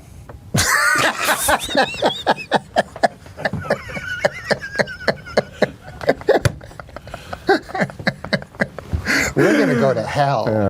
Unfortunately, the radio station launched the day after Princess Diana died, so it was quite. It wasn't quite the sort of fanfare and celebration. Now a bit like when Farrah Fawcett died, and then it was usurped by Michael Jackson. Somebody told me the Queen murdered her. Yes, she did. Yeah. Yes, that's well known in England. Yeah, I'd like to apologise to the Queen.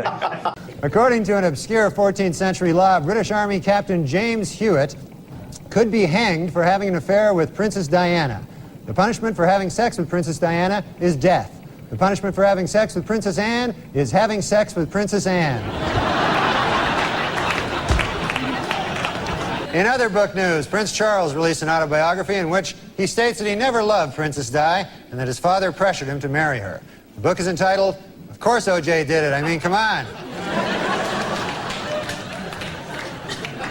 Queen Elizabeth II visited Russia this week, becoming the first English monarch to set foot in the Soviet Union. The visit, which will last for 2 weeks, is expected to have absolutely no effect on anything whatsoever. New York City doorman Lenny Ladenhoff nearly fell over from shock when Princess Diana confided to him that she was feeling horny and invited him to drop by her hotel suite Thursday evening. Way to go, Lenny! Last week, Queen Elizabeth won 10 pounds in her country's national lottery. However, she has no plans to quit her job as Queen of England. Yeah, I knew. You think I didn't know? A blind man felt Princess Diana's face last week and said she is the prettiest woman I've ever seen. He then picked up a toilet plunger and said, "Thank you for this royal scepter. I shall treasure it always." And now a correction to a story we ran last week. Prince Charles is actually the one in the middle. So we apologize for that. Well, New Yorkers were asked in a recent survey what they thought of the new slicked-back hairdo Princess Di displayed on a recent trip to the city. 38% of New Yorkers approved, 45% disapproved, and 17% said, "You stopped me for this? Now I'm going to shoot you." Former British cavalry officer James Hewitt, who was Lady Diana's secret lover, says he will never, ever disclose the contents of more than 100 love letters that she sent to him. This, according to Hewitt's new book, I Banged a Princess.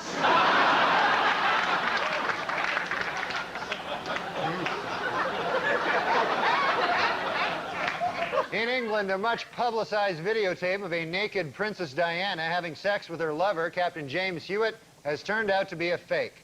But on the bright side, it's still a video of two naked people having sex.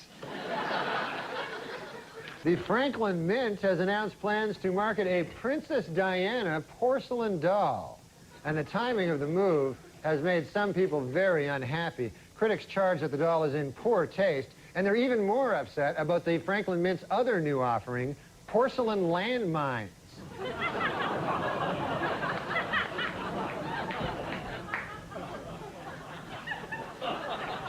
You can play with them together if you want. A Tampa businesswoman who bought several of Princess Diana's gowns as a collector is now putting them on display to raise money for charity. However, her method of display is being described by many as inappropriate.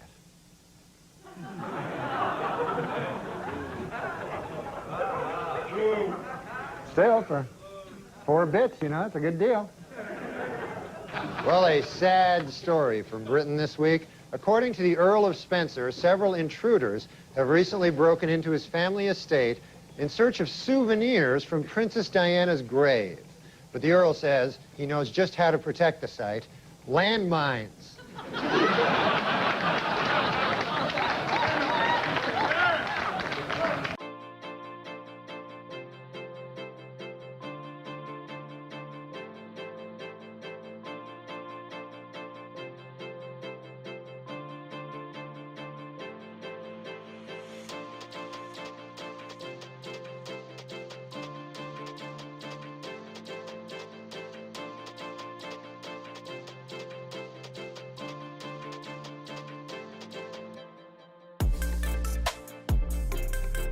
I use my time for you know what I do? I do a lot of charity work for things that people, I don't like arguing with people, you know, when they have another opinion than me. So what I do is I pick very popular opinions, and then I work for those people. Like, for instance, there was, you know the landmine big thing? Princess Diana, one of the greatest people who ever lived, she was against landmines.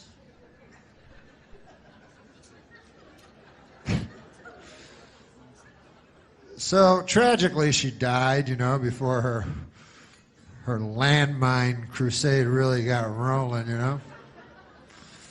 And of course, it was a terrible tragedy and everything like that. And then she died, and hey, how about this? Remember when she died, and then Elton John wrote that song for her, but it was the same song that he wrote for Marilyn Monroe?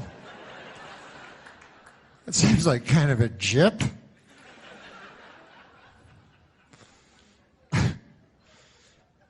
But the king's like, hey, man, you wrote a song for my daughter? I don't know if there's a king. You wrote a song for Princess Diana? Yes. Well, you already? She just died an hour ago. Yeah, I wrote it. I wrote it. And here it is. She lived her life like a candle in the wind. Wait a minute. Sounds like that song you wrote about Marilyn Monroe. Well, it's a little bit. Some of the same words. Why'd you do that? Because they're similar when you think about it. Come on. Marilyn Monroe, she was taking crazy drugs and promiscuous, running around. Man, you know, you never knew if she was going to live or die. She's just living her life crazy like a candle in the wind, you know. And Princess Di, she lived in a castle. But, you know, they're sort of the same. They were blonde. I got to go. But anyways, I forgot what I was going to say. Oh, that I am very against landmines. So I will go and I will make, I'll go to protests, you know. And I'll have that big sign that says, no more landmines. Because if you don't know about landmines, hey, you're educating me about stuff tonight. I'll educate you a little about landmines, you know, because there's many different causes, you know. And landmines are terrible. What they are is they put them underneath the earth, and then you step on them, and they blow you up. So I go there, and I protest against them. And what's fun about it is there's very few counter-protesters. You know, there's a couple of guys out there, but clearly these guys are in the pocket of the, you know, big landmine companies in this country. You know? I don't mean to get all Bill Maher on you or anything, but if you think that the landmine companies in this country care about you, the little person, they don't care about you. They care about blowing you up when you're not expecting it. That's how they make their money. No. When I was young, there was a fella went by the name of Jacques de Gautier. And he was from Témiscamingue, Quebec. And Jacques de Gautier, he was a fella that really thought. And he was smart, you know. He was our hope, I guess. And he was, while I was scrabbling to get out of high school, Jacques de Gatineau had already... I think you just changed his last name.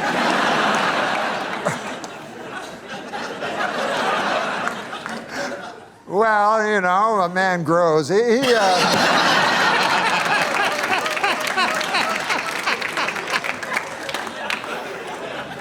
But this is the point. Yeah. Jacques de Gatineau, he went to McGill University and he got 3 degrees, by golly. And he went over across the pond to the fellers with Cambridge, and he even stood up to them. Mm-hmm. And we thought, boy, he's going to be the next. We had Jean Marchand, Gérald Pertier, Pierre Trudeau, the 3 wise men of Quebec. By God, Jacques de Gatineau was going to be the next. You give me the next gun. Yeah, but he vanished.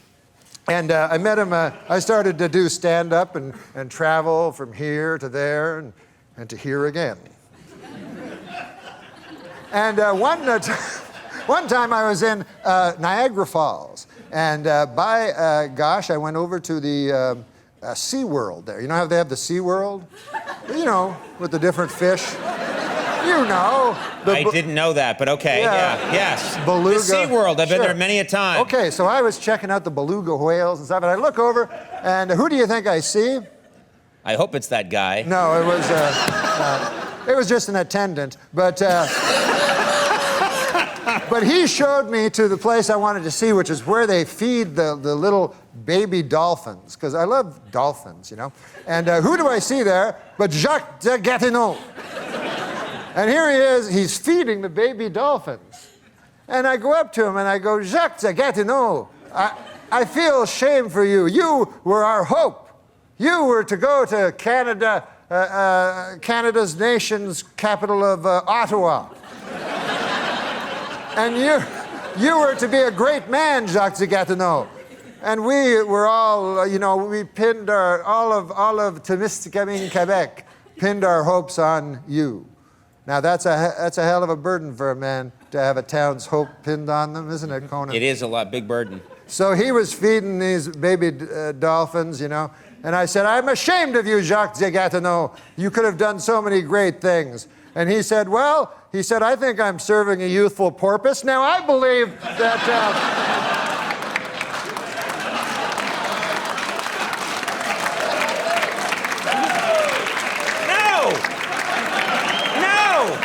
I knew that was going to happen. I knew that was going to happen. You don't encourage that. It's like... That was a 40-minute story. It's like somebody... Youthful porpoise? Youthful porpoise. Yes. Not porpoise. I don't know. Good God. I know. That was way out of line. No, that was way out of... Who are you to criticize Oscar Pistorius? It's like somebody saying, I got to show you something. They take on a 4-mile hike to show you a dog turd. Look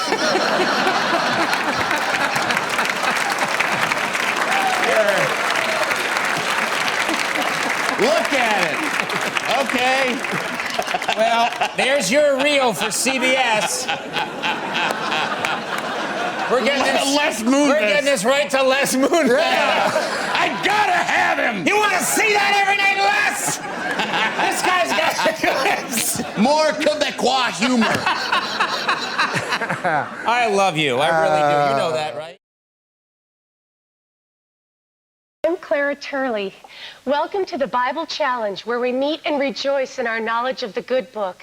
Praise the Lord. Let's meet our contestants. Stan Hooper is back. Stan is our defending champion. He's won 47 games in a row. Hello, Stan. Hey, how's it hanging? Good. It's hard to believe just a few months ago, Stan was living in our halfway house doing odd jobs around the school. And now he's a world-famous authority on the Holy Scripture. How many years were the Israelites in Egypt? And the answer is 430. Stan? Yeah.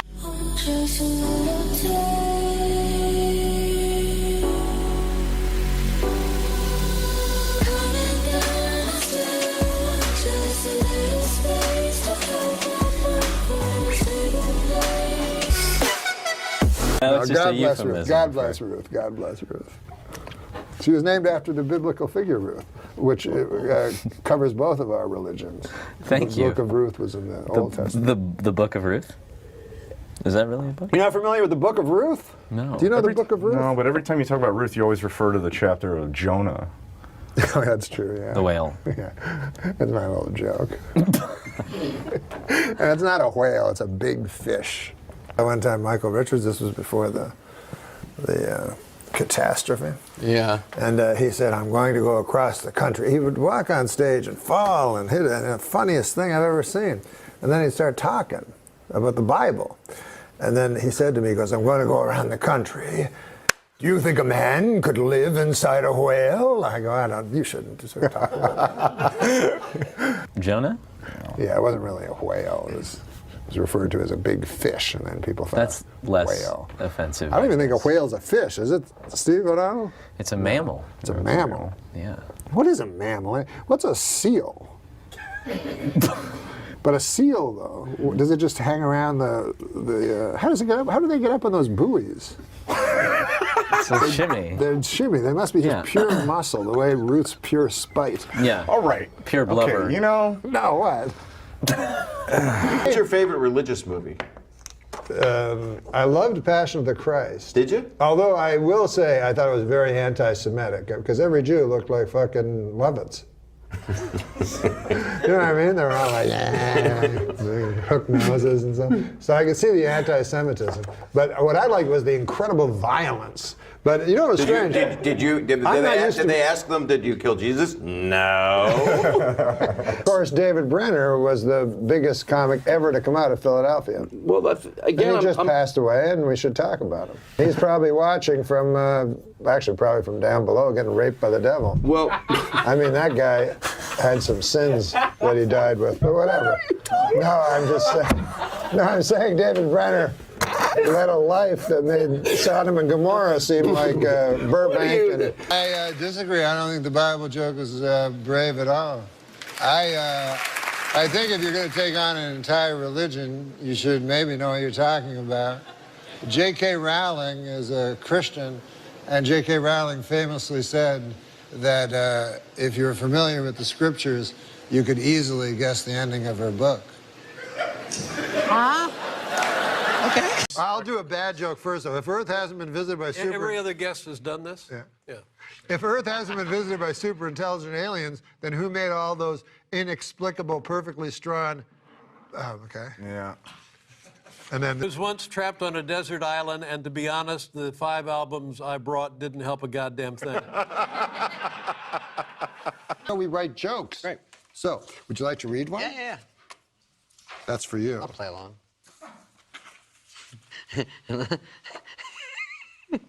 A little louder. This one, I don't know in this era. They announced there's going to be another Twilight movie, and the little girl inside of me is really excited. Well, John has a reputation for being a bit of a swinger. Did you know instead of an umbilical cord, John was born with a bungee cord?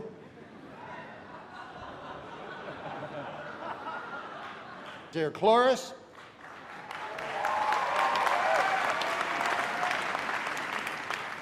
Cloris, if people say you're over the hill, don't believe them. Why, you'll never be over the hill, not in the car you drive.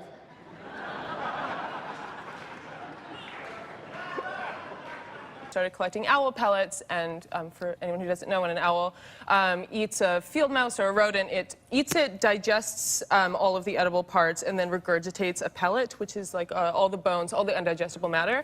And I collect those and harvest the bones and then make magical creatures out of them.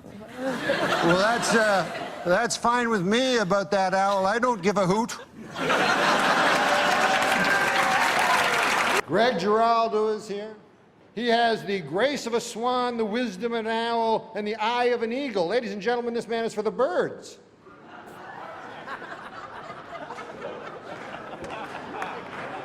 Susie Essman, of course, is famous for being a vegetarian.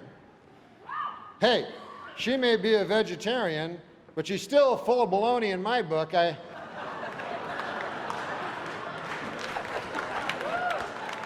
listen, I may not have book smarts, but you know what I have? Supermarket flyer smarts. You know where I got them? From reading a lot of supermarket flyers. That can't be one of the jokes, is it? Jesus. Dude. Did you ever think... I smell a mass firing. When you go to the men's room later, you'll see a sign that says, "Gentlemen, pay no heed, go right in."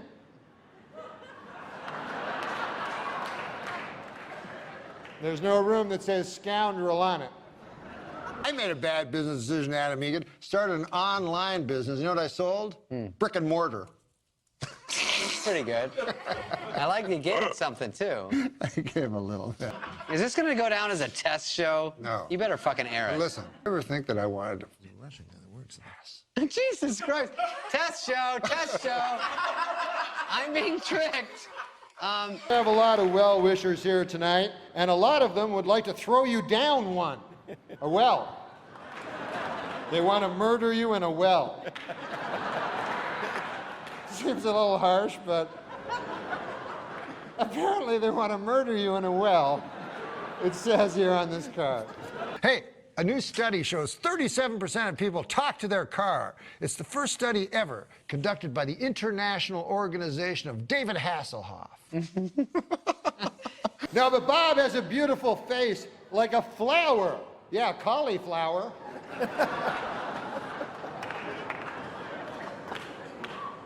No offense, but your face looks like a cauliflower. President of ESPN says he quit the network because he was being extorted over his cocaine use. Cocaine also explains fuck it. As you can see, he has wavy hair. It's waving goodbye on account he's going bald. Did you know every planet in our solar system is named after a god? I did not know that. Except Earth, which is named after all that stuff on the ground. Okay, can I keep this? You got it. I love this. No, I think that, that Bob should join the Ku Klux Klan. And that's not because he's racist. He's not racist. It's just that he'd look a lot better with a hood over his head on account of his face. How can you not get that? Call me old-fashioned, but I long for the days when wives stayed at home and only cost 3 goats. I get that one. I heard you have hair on your chest, Bob, and, well, let me tell you something. That isn't your only resemblance to Rin Tin Tin. You're a fucking dog face. No, there are times when Bob has something on his mind, when he wears a hat.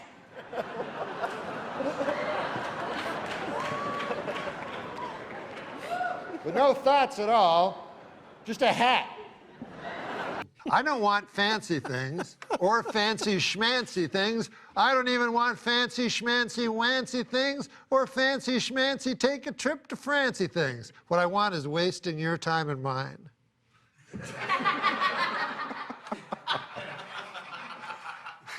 You're an infant. The joke. I don't think we're coming back either. Don't say that at me. Here's the joke. TV pitch, 3 words, young Gene Shalit. I'd watch that. I would watch. They are going to have to lease editing equipment for this show.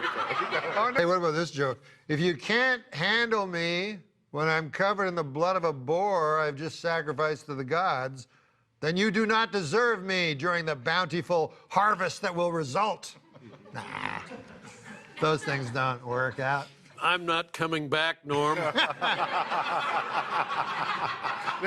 And Bob is not very worldly. He thinks the English Channel is a British TV station and not a body of water separating England and France. No, he's a good guy. He's a good guy. He's never bought Christmas seals. He told me he wouldn't know what to feed them. When I was a kid, I walked in on my parents having sex. It was the most embarrassing half hour of my life. This is what I saw. This is what I saw. I walked in. Your mom is lucky. I walked in.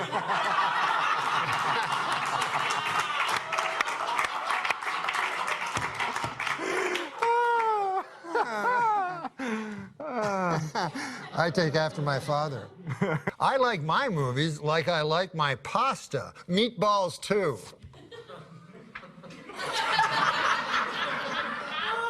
Okay, go. I can't stand stuck-up bodies of water. Is that right? It's like, get over yourself, Lake Superior.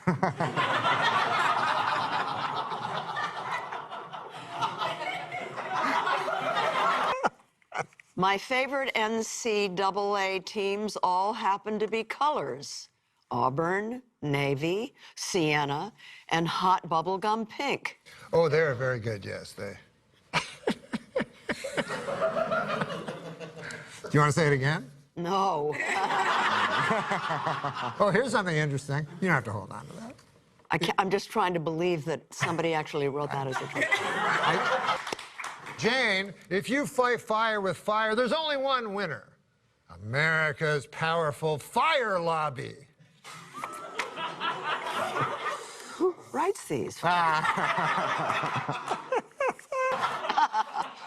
My palm reader told me that I have nice hands. Maybe the nicest hand she's ever seen.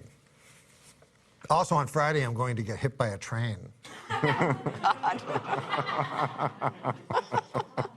But let's be honest, most people you ever see go skinny dipping are more actually going dipping. Let's just be. And now, Jane Fonda will do the last joke, so say your joke.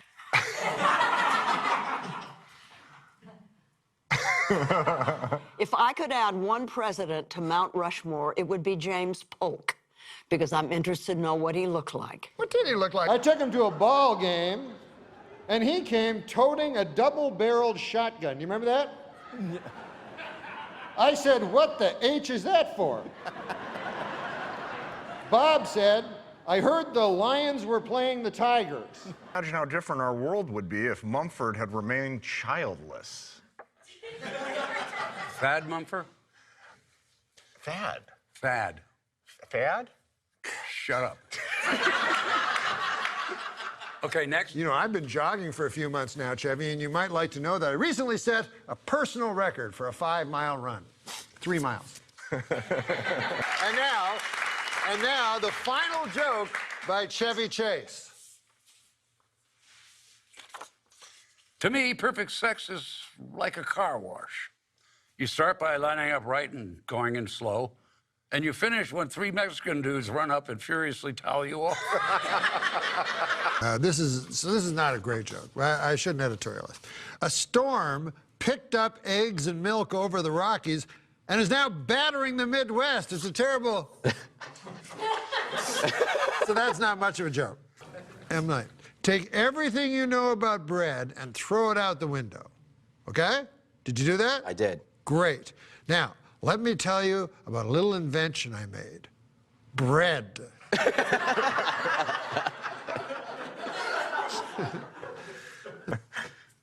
Now, I ain't saying she's a gold digger.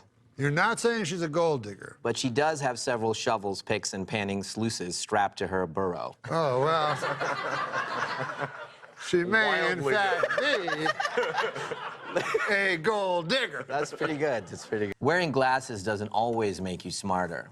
For example, you must wear them on your face. I'm missing it. Right now, and just give everything to that one word, face. Yeah. Okay. Wearing glasses doesn't always make you look smarter. For example, you must wear them on your face. No, nailed it. Is that good? That's very good. I got it. You know these donkey shows I feel like that's a pity laugh. Definitely this area was a pity. That was a pity. There was a couple of genuine over there. Sure. Okay, here's the final joke. Final joke. The inside of the human body is more of a miracle than you'd first think. Even more of a miracle than you'd first think. Why is that? Since everything goes on in there in total darkness. Well, you never... What? Wait, no. Oh, cut it! That can't be the way we end. No.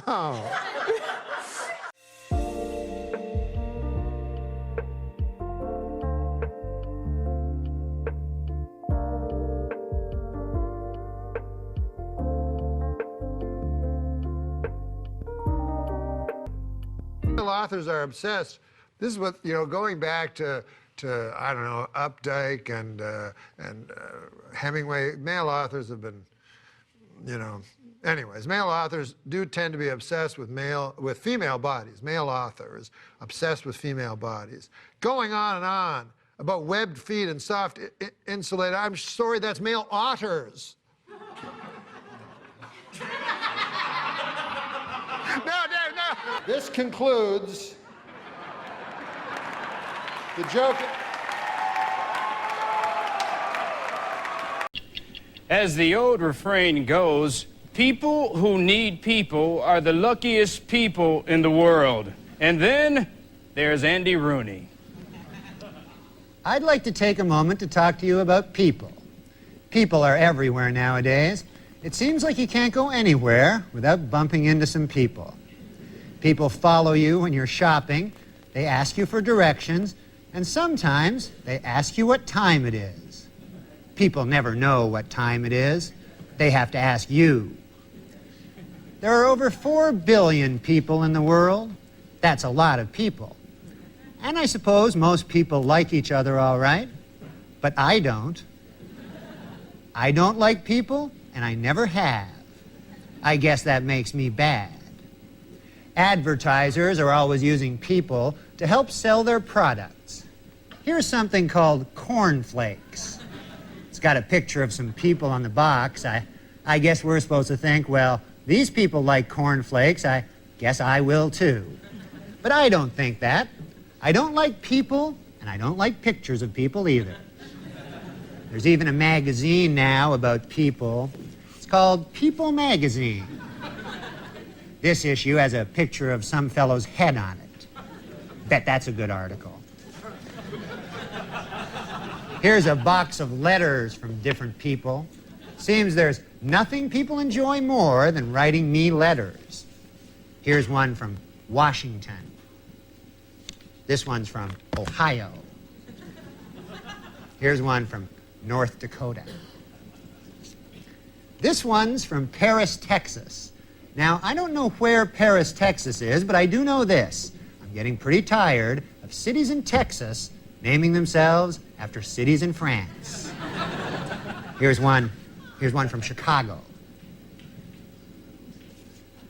This one's from Iowa. Here's one from Iowa, too. This one's from Montana. Here's one from some place called Kansas City. Here's one from Wisconsin. This one's from Arizona.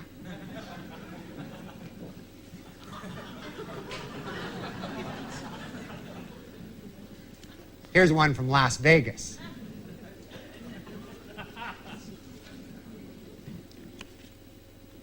Here's one from Virginia. Oh, and here's another one from West Virginia.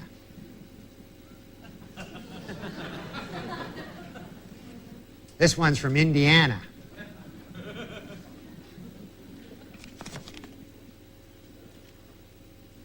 I don't know where this one's from, but it's yellow and it has a big stamp on it.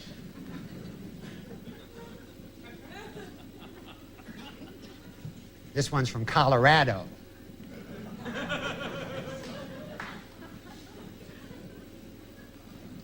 Here's one from Michigan. I receive about 100 of these letters every single day. I never open them. I don't like opening them. I set fire to them. Then I pour water on the box of burning letters to put out the fire. Then I take the whole mess and I dump it out my window on the people below. People don't like that much, but I like doing it to them. I suppose that makes me bad. We'll be back next week with another edition of 60 Minutes. Straight to the heart. I went a long time acting like I wasn't broken apart by you.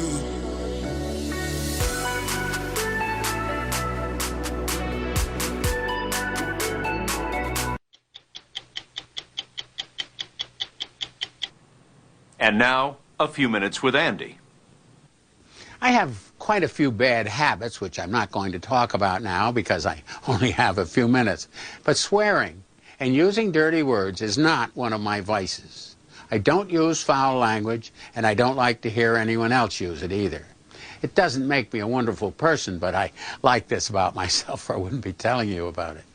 You don't hear dirty words on broadcast television very often, except on cable and satellite, because 30 years ago, the Federal Communications Commission banned their use in broadcasting. It was the right thing to do, but I know what words I think are okay to use and which ones are not, and I don't need the FCC to tell me what they are. Later this year, the Supreme Court will be deciding whether some broadcasters should be fined by the FCC for the brief use of those dirty words. They call them fleeting expletives. No one has ever explained what harm dirty words do, but it's like bad manners. I mean, life is a bootstrap operation, and dirty words may not be much, but they diminish the quality of all our lives by just a little bit. I think if the Federal Communications Commission left broadcasters alone, there would be very little profanity on the air because most people just don't want it. And if listeners don't want it, broadcasters wouldn't give it to them. I was in the Army for 4 years. I know all the four-letter words. I just don't want to be reminded of them on broadcasts. But I don't want a lot of government agencies trying to regulate what I can say or hear on the air either. Language is one of the best tools ever invented for anything, and English is by far the best language. We should be careful using it, though, so I'll damn well decide for myself what I can say and what I can't say.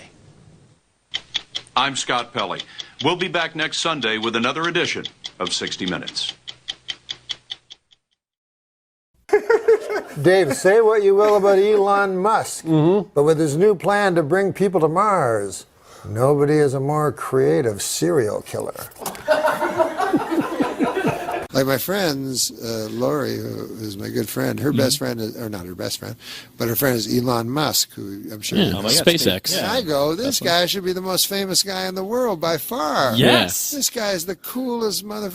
Yes. You know, and he just risks everything constantly, and he has so much hope, and he's not a cynic like everybody else. Yeah. He wants to colonize Mars, and oh my God, like he's a leader in two insane fields: Yes. space flight and automotive. I know. It's crazy. And he's making a hydro loop to San Francisco. It's just like, my and God. he throws all his money. So, you know, he makes, I think he started with PayPal. Yeah. So he makes all his money, boom, throws it all in. So at one, as soon as he fails, everything disintegrates. Yeah, you know? exactly. But he doesn't care. He, like he just tells me, he goes, I want to be alive to see a man on Mars. I probably won't be, but it's amazing in this world of everything. And it's also it's beautiful that those people still exist. Yeah. That can rise from whatever muck we're all in. Right. They can still be like, no, we're gonna go do this. Yeah, Like, they can have imagination. Instead of going like, hey, the fucking global warming, everything's going to go to shit. Like, it's like, let's build a rocket and go to Mars. He has an answer. Same. That's awesome. He has an answer instead of the answer being, the other guys are wrong. Exactly. Like, yeah. Exactly. Yeah. That's This is awesome. getting so serious. It is. Right? Yeah, Sorry. that's good. Though. Yeah, it's good. It's good.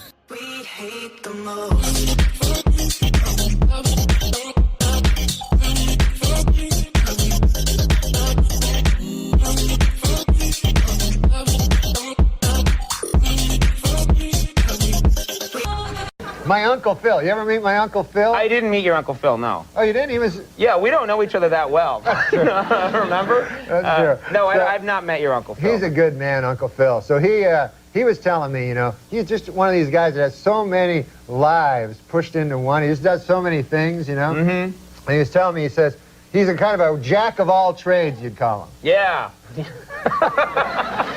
That's a good phrase. Yeah, he's a jack of all trades. So he was telling me, he said, the problem is, you're not really appreciated for any single thing because you're so good at so many things. You understand what I mean? I hear you. Yeah. So he said to me one time, he says, Norm, he says, we were just walking through his town, you know, of Monkland, Maine he lives in. And we were just walking through the town. He's an old fella, you know? Right, one of the old people. Yeah, he's 80. Yeah, 80, okay. 80 years young, he says.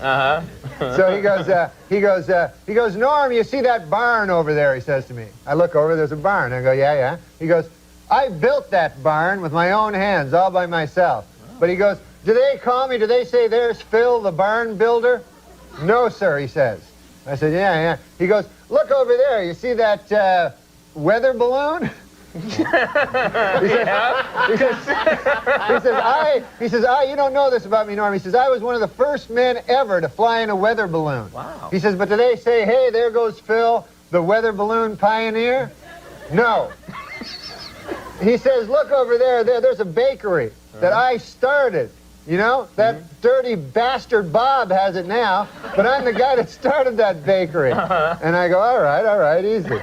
And he goes, I started that bakery and I was the best baker, but does anybody go, oh, there goes Phil, the great baker? No, he says, but he says, let me tell you something, Norm. He says, you have sex with one goat. And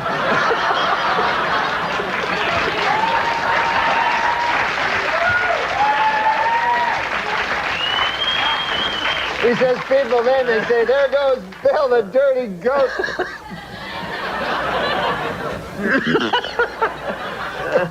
Get rid of that. We don't need that microphone anymore, do we?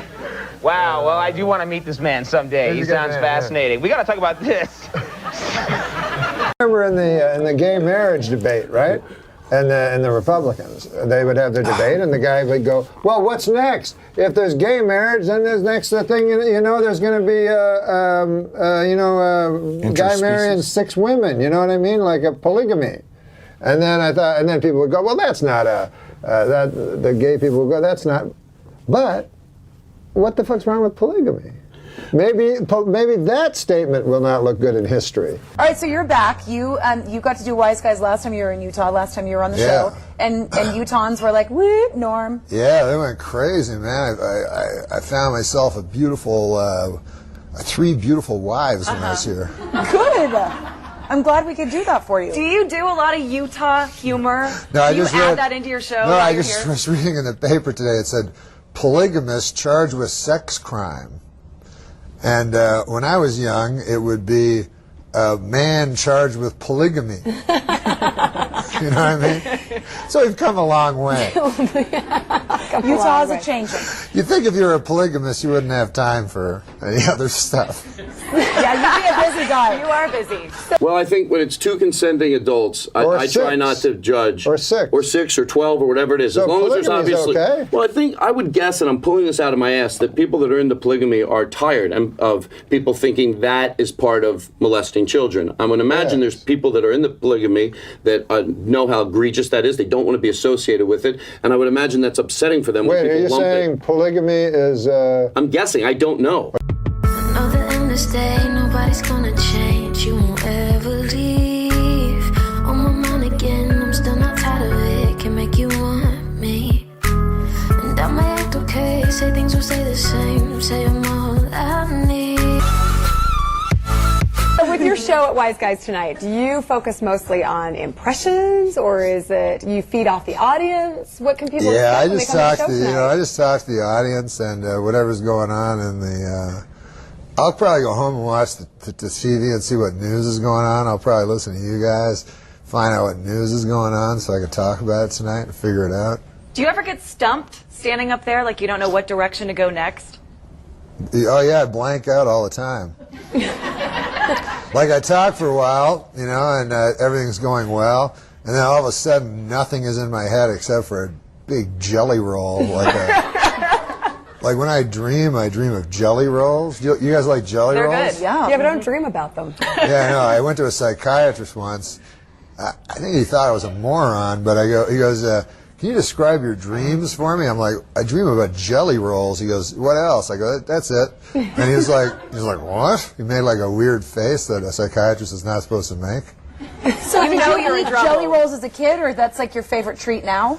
No, it's like, it brings me great peace. Like right now, if I close my eyes, jelly rolls will start floating in front of the back of my eyelids. Okay, close your eyes. Think All right. jelly rolls while we talk about where you are tonight, Friday. It is Wise Guys Comedy in West Valley. So you're close by. How are the jelly rolls going? They floating? Yeah, they're beautiful. Good. What flavor is it? Strawberry? No. Raspberry? Oh, there's always raspberry jelly rolls. Raspberry. Friday, November 6th, 8 and 10. And you're not here tomorrow night, right? Just tonight? So No, you I'm need just to going to be catch here you? tonight. Catch you while you're here. Pardon me? So get tickets and get there tonight. Or not. Whatever you like. Oh. I'm trying to help you out, Norm. I'm selling it for you. No, but I don't want people to, you know, listen, I don't want people to show up at my show if their great aunt has walking pneumonia. That's probably she'll good survive. advice. It's okay. Nah, stay with your great aunt. Give her the love, you know. I'll Well, be with swine fine. flu going around, you may not have an audience if you keep up that. So, all right. I'll be fine. All right, so check out Norm tonight at Wise Guys in West Valley. Thanks, Norm. All Thank you, guys. Up next, we are talking how to get your lawn looking green in the spring with Joy. We'll be right back. You know what we should rap on? Disco Duck. No. Oh yeah, that's great. I think you can hear me. Yeah, I think you can too. That's something. We also love Billy Baldwin, and I don't know if there's any kind of cool. No, we stories. love that story. Yeah, the story of you when you first learned to do the Billy Baldwin impression. Yeah, like we're really bad at like setting it up. You like whispering into. That's Tell him to set up the Billy Baldwin. Before the Michael Jackson time, I went out with a girl, and we were at her house, and we were watching Sliver. Oh yeah. And she said, you almost something, you kind of look like him. And so then I just went home and was like, I need to look like Billy Baldwin because she likes him. And so I just figured out that his face is just always. He's just always like. How does he do that with his face? Unbelievable. And he's just everything he does is just always doesn't move. Jim Carrey can do that with his face. He's yeah. I mean that's. But I haven't seen anybody else be able to do that with their face before. I can't at all. Jeff Richards does it a little, but that's unbelievable. That was unreal. You're very sweet. How does it go again? But it's just, it's the Baldwin. They all go there a little bit at some point. Every time there's one, sometimes you'll see a little Alec will go there. Did you have Alec Baldwin? You must have. Oh, yeah, every season, pretty much. He's amazing. I don't know what he's doing now. He was unreal. Weird tweets. But he's being caricatured on Saturday Night Live, like quite mercilessly by Alec Baldwin. Like, is it funny to you? Is that funny? No. The only reason I don't find it funny, when I was there, Daryl Hammond did Donald Trump, and that shows how far back Trump goes, because that was 20 years ago. But Daryl did him then. It was a softer Trump. I think it was a Trump that was a lot closer to his real self. But the problem with if you do an impression of someone, you have to like that person, because you're playing the person, and people like themselves. So you can't play someone and have contempt for them at the same time. It doesn't work as an impression. So I don't like his impression, and I have no political affiliation. I just mean from a comedy level. He used to come when he was a lot younger, I guess, because it was when I started, which was 20 years ago, and he was married to Kim Basinger, and he'd complain about her, like, she's the most beautiful woman. He go, fucking wife. She bought a town. He was mad because she bought a town. Which a town? She bought a whole town? Yeah, oh my God. So their credit score went down a little. Gosh, Robert, I can't tell you how great it is to have you on the program. The work you've done over the years, just top notch. Well, it must make you very happy. Huh? A little bit. Yeah. I saw Marvin's room, and I have to say, just a fine piece of work. Robert, it's a great cast. You got Meryl Streep, Diane Keaton. Oh, and who I particularly enjoyed in the film was Chong. Yeah, he was good. He was very good. We're filming Taxi Driver. Marty turns to me. He says, "Oh, let me guess. Probably said this. Yeah, you enjoy the shrimp? Yeah, you enjoy the shrimp? Hey, you know who I bet really enjoyed the shrimp? Chong."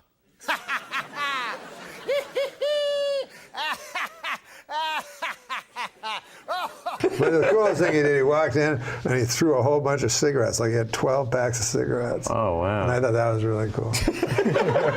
He was very, some of the hosts, as you know, were not very involved in the writing. Yeah, no, he was totally. He could have been a cast member. He really could have been a cast member, yeah.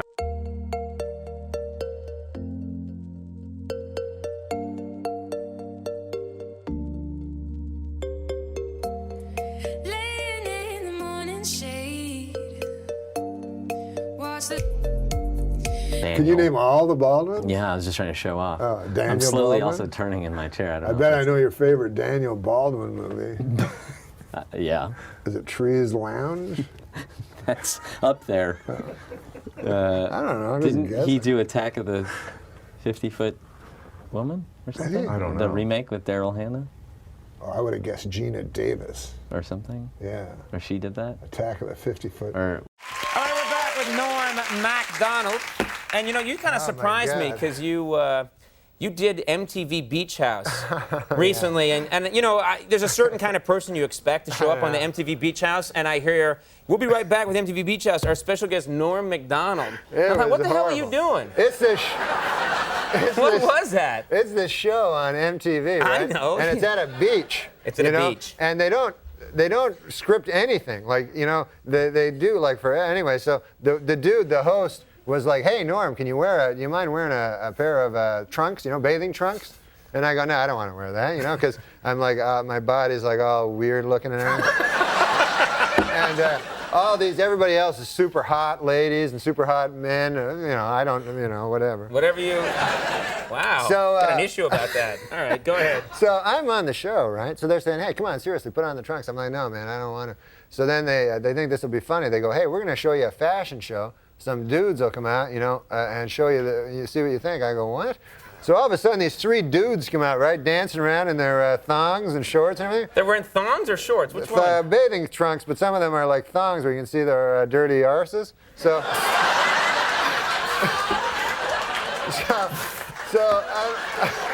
so I'm like watching it, you know, and I'm like, "Oh, it's like man." Chaucer. Yeah, go ahead. So I'm like, "Oh."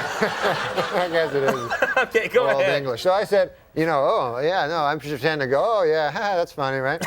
And you do a lot of that at MTV, yeah. So then the guy, the host, he goes to this one guy who was very, very, very gay. He goes, "What? How do you know that?" No, I mean, he had you a know, sign? Yeah, he looked very, very gay. He says to this dude, he says, "Hey, I'll give you $20 if you lap dance on Norm." You know what I mean? Right. All of a sudden, this dude like, "Hey, $20." I guess he didn't have much money. Starts running towards me, right? So I look up. Here's this nude, almost nude dude running towards me, right? So I think in my head, okay, man, pretty soon the guy's going to be writhing around on my lap with his ass, you know? And I don't want that on TV, you know, forever. No, it's okay to talk about it, but you don't want to see it. Right. They videotape that, and it's there forever. So, meanwhile, what can I do? You know, you can't hit a guy because it looks bad. You know what I mean? You know? Even though, of course, a woman could hit a naked guy running at him. Sure, that's fine. okay. But a man can't hit him. Yeah. So I have to think fast. There's only a second. So I bolt. I take off, right? You started running too? Yeah, running down the beach. The guy catch you or no? Yeah, and then I had to come back on. They're like, "Oh, Mr. Homophobic, I won't let a guy grind his ass into you."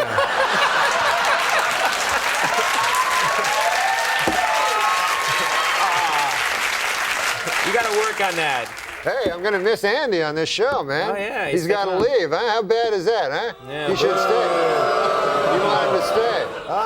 You should stay. Good move. You should stay. You just Get killed him booing. Yeah, you killed everyone's joy tonight. No, I swear to God, though, when you sit on a couch for the living, you should think about not giving that up.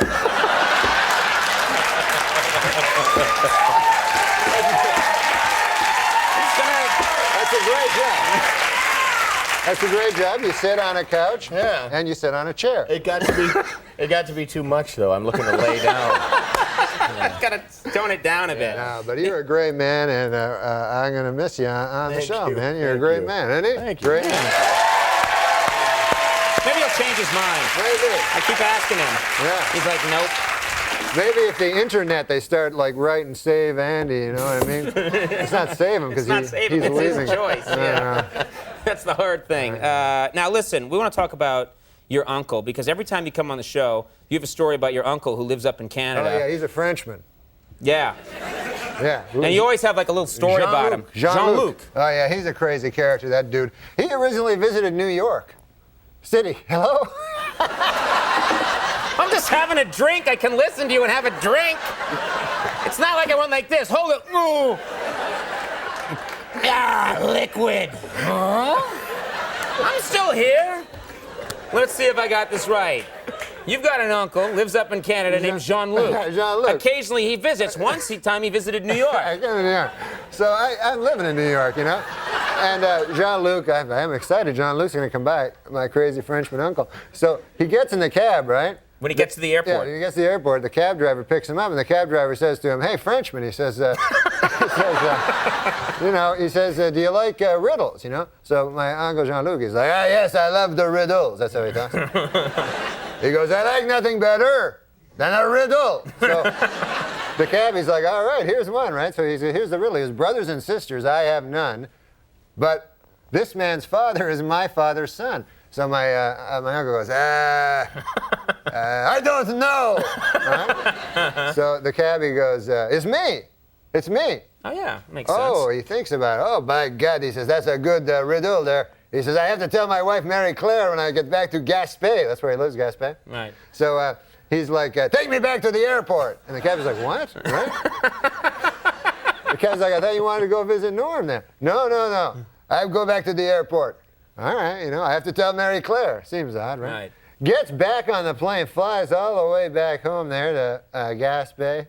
And he gets back, right? Runs in the door. Mary Claire, where êtes vous? You know, where are you, Mary Claire? Come on down here. I have a riddle for you. She goes, oh, Jean-Luc, I love the riddle. She's a woman, high voice. Michael Jackson was visiting. Yeah, all right. So, you're going to love this riddle. How was New York? Forget about that. I got the riddle. Brothers and sisters, I have none. But this man's father is my father's son. She goes, I don't know. Who is it? Some cab driver back in New York.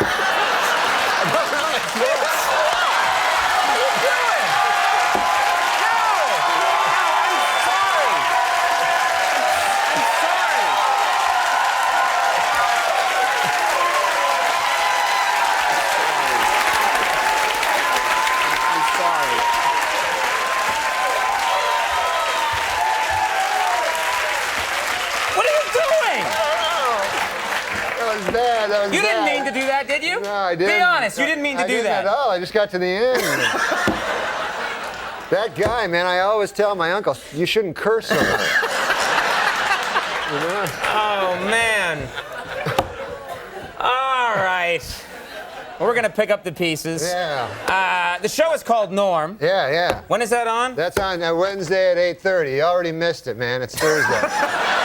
But it's on all more. They can watch it next time on ABC. Norm, it's always amazing. You're going to stick around. I know. I'm just going to say thanks for the segment. No, but you're going to see Sean. That next guy is hilarious. All right, he's going to stick around. Norm MacDonald's going to stick around. Sean Hayes coming right up. We'll be right back. I'm sick of these kind of characters. I think we should kill Hitler. Me and you go suicide, kill him. Right. It was like died 50 years ago, probably. Did he? I didn't even know he was sick. But I did want to bring up Norm MacDonald first, if you don't mind, and your thoughts on somebody who I'm sure you've known for quite some time. Well, I didn't know he was sick at all. It's sad. And one of the guys who loved him and always had him on the show, is a huge fan, is Jay Leno. And Jay's with us. Jay, how are you, sir? Good. I mean... Horrible. I didn't even know he was sick. Were you aware it's so of that? sudden. No, I didn't know he was sick. You know, he kept it all inside. Yeah. And, you know, he was a private person. And I had a really tough reaction to this one. I didn't have no idea he was even sick. This guy is my favorite stand-up, and I was shocked. I didn't know he was even sick. For obvious reasons, we lost Norm MacDonald this week, which was just, you know, I had no idea that he was even sick. Did you know he was sick? No. Absolutely stunned. Had no idea that Norm had not only been very ill, but been very ill for a very long time. None of us had any idea. I'm used to say goodbye, nothing new to me. Baby, I'm trying to survive, and I know that you believe in a world with happy endings. So tired of pretending that. Joke after his death, it'd be something along the lines of, I was relieved to find out that I died of cancer and not that O.J. Simpson killed me. Yep. You know, I think it would be kind of like the epitome of an afterlife joke from Norm there. What are the best things in your life right now? The best thing is my son. I would like to say to Eugene Levy that there's no reason to be ashamed of your son. My son only this morning punched me in the chest really hard. How was your summer? What'd you do? Anything good? It was great. It was a lot of fun. I have a little boy, you know. How old's your son? He's 6 years old. Oh, that's great. I want to say 6. And he's a lot of fun. I do things with him, you know. We play and stuff. What do you do? What kind of things? I took him to Disney World. Well, there you go. Down in Florida. You ever go there? I've never been there, no. Well, you don't have, you're barren. Not barren, but you have no children. Barren. That's right, I'm barren. I'm infertile. Only That's ladies. Right. I can't possibly have children. What's your son's name, Timmy? Little Dylan. Dylan. Yeah, Dylan. Not name for Bob Dylan? Yeah, I named him for Bob Dylan, and I thought, hey, man, nobody's going to be named Dylan. That's a cool name, because when I was a kid, I always read Dylan... Thomas? Dylan Thomas, a Child's Christmas in Wales. Yeah. And so I said, hey, nobody will have that name. And then everybody has that name, because they had that kid on 90210. This is too long, right? I'm so glad you're back, Norm. We haven't seen you in quite a while. I missed you, man. Yeah, glad to see you. How have you been, and what have you been doing? Oh, man, nothing compared to you. Congratulations on young Harry. Oh, thank you very much. Yeah, he's a good boy, I nice understand. Fella. Yeah. You have a son also? I have a son, yeah, a little older. He's, I want to say... he's 10 or 15. Yeah. The point is this. I want to give you a little advice. First of all, they get less cute. Oh, see, yeah. And you got to, when they're young, you got to do certain things. For instance, because you love your child more than anything, obviously. And when I was young, and I had my little boy, Dagwood. Name is Dagwood. I named him after the literary figure Dagwood Bumstead. Yeah. No, his name is Dylan. Dylan. Named after Dylan Thomas, because my father read me a Child's Christmas in Wales every Christmas. So when the kid's young, as Dylan was, I used to play basketball with him, and I would always let him win because I figured that was the thing to do as a father. Now he's 16 years old, and he can beat me easily. Oh. Now he thinks that he's always been able to beat me. I told him, I said, no, I used to let you win. He's like, no. So my advice is beat the hell out of Harry. While I can. While you can. Yeah. Not sure that I can even now. Now, Norm, I remember years ago you told me that you were there for the birth of your son, and I always remember this. And you said that was the most exciting thing you had ever participated in. Do you remember that? Yes. Yes. And then what happened? I took crystal meth.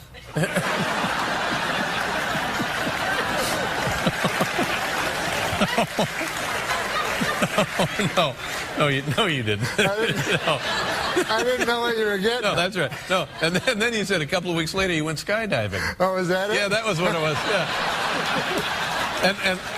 Or hang gliding. Yeah, hang gliding. And how was that compared to the birth? It was. This was a joke I did at one point? I have to do your act for you now? Is that what it's come to? And you said that was much more exciting than the birth. Oh, I'm sorry. That's what's pleasure in my son being happy. Ah. Yeah. How old is your son? He's, 10, 15? You liar! He's 6. He's a 6-year-old. You've had sex in the last 10 years. No, my son's 16 years old. He's 6. No, he's 16 years old. He's 16. Yeah. So is he a confidant? Do you call him and, do you ever share personal, trials and tribulations and triumphs? I would never do that to a child. He's 16. Well, I mean, as you have said, he can't be a child forever. When are you going to put the hard realities of life on him? Well, that's an interesting question. That is an interesting question because I actually have love for my son. Yes. Like deep, of course. Deep love. He's your son. And so I don't want to damage him with the way you were damaged. With the harsh realities. Damaged? No, I had a great. No, but I don't want to damage him with any viewpoints I may have because he's not ready yet for reality. I think children aren't ready for reality for a while. But I do tell them that education is pointless and things like that. What does his mother say? She thinks that he should go to college and stuff. Yeah. Yeah. He should. And you're Not like, everyone can grow up don't and be a waste your money. comedian. Yeah, I'm saying it's just arbitrary nonsense. You know, I tell him even the classes he takes now, it's just ridiculous. You know, that algebra has no meaning and none of this stuff Unless he becomes an engineer. Well, unless he becomes. Do you have no hope for this child? Unless he becomes a math teacher, math professor. But I mean, you know, you think it's a coincidence that they have 6 subjects out of 10 billion that they teach in school? And then That's you just pick one of the 10 billion to focus on. No, you have to. You they don't basic teach you 10 math. billion. You need basic language. It's lovely when the school has art or music, which none of them do anymore. A little PE to keep us from getting fat. I mean, come on. Yeah. No, they have little some good science, ones. some They of the have some basic good science stuff. Sure they do. Of course they do. No, I tell him if he wants to go to college, he should have a goal, you know, to be. He can't. He's 16. No kid at 16 has a goal. Their goal is like to be a rock star. Oh, Or you know what I'm have gonna do? sex. Well, Right. I mean, that's actually the goal. Does he want to have sex? Or did you tell him, oh, don't bother with that? There's nothing for you in that. It's just repetitive. It's over and over. I Same would thing. discuss something like that with him. I hold him in too high esteem to discuss it. We're super short on time. I've already missed my traffic thing. I'm fascinated. I don't know whether to slap you or hug you. Like, seriously, I feel like someone needs to shake you and knock some sense into you. We are going to take a short break. Or maybe you. What? Maybe you. Knock sense into me? No, I'm doing fine. I'm good over here. Oh, me too. No, you're not. I'm telling you. I know from broken people, Norm MacDonald. You say I don't listen. I tell you I try. And we both got our own problems. But I still. Is that a seal? It was sort of, I was being a sarcastic prick. Okay, I was get what it. I was doing. I got you. But, you know, it's hard, you know, with the Web-O-Vision's hard. It's never really going to work perfectly, you know. Yeah. We got a baby seal, we got a ferret, Listen. and no audio, but we can comment on it. We got Steve in the studio using just old-fashioned TV techniques. Yeah, Hey, this is somebody calling in. how are you? Funny. I do that on my Baby Skype. seal calling in from Canada. I do that. seals? I do that too on my Skype with my friends. I get like little dinosaurs. I'm like, I am going to eat you. My name is Stegosaurus and stuff like that. But this guy's not very good. I don't know. My name is Stegosaurus and stuff like that. Yeah. And there's a big delay. Yeah, some sort of delay. Well, let's not take a call for a minute. Let's just talk, man. Yeah, let's just talk. It's just not fucking Let's working. just 3 guys from Canada that were, you know, where were we 20 years ago? I don't know. Here, I think. Wait, I wasn't here. You were here? Yeah, I think so. Oh, well, I was. How long have you been in Los Angeles for? I guess 14 years. 14 years. years. I was here for a little bit before I went to New York. But. Have the hills always been on fire every year as much as they are right now? Can we get a shot of that, by the way? We actually have a shot that we're literally right across the street from the burning hills of Los Angeles. Your twins were born.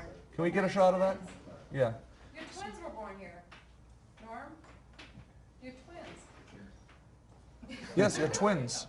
Your twins were born here. Your twins are here right now. Twins! Well, I don't have a camera, so I can't. Okay. Okay, wait. Well, we'll get a shot of the fire in a minute. Your 2 sons are here tonight. This is a very. This is great. I wasn't sure if they wanted to be on the show or not. Those are your 2 sons are here tonight. This is a real fun. I'm glad you guys finally made it up here too. This is great. Yeah, you guys got to come up here more often. Absolutely. Yeah, this is good. Now, Norm, yeah, are you going to bring your twins up more often? Oh, here now? Yeah, they can come out if they want. Yeah. You They'll mean come on the show? do a sketch or something? Well, no, I was just saying in the future. Sure. But if they No, want they to can come do on it right now. now. Yeah, sure. Do they want to come Steve, on? if we get up and give them the link. You guys don't have to leave, though. You guys No, can no, leave. We'll be here. We'll be in the audience. Okay. They're going to do a We're gonna sketch? get off the camera, and I don't know what this is. Oh, yeah. Okay, here we go. Here, Ladies and gentlemen, we are live on the internet right now. We're I should hold the box. trading seats Hand here. it. Norm's You can, twins are. nice.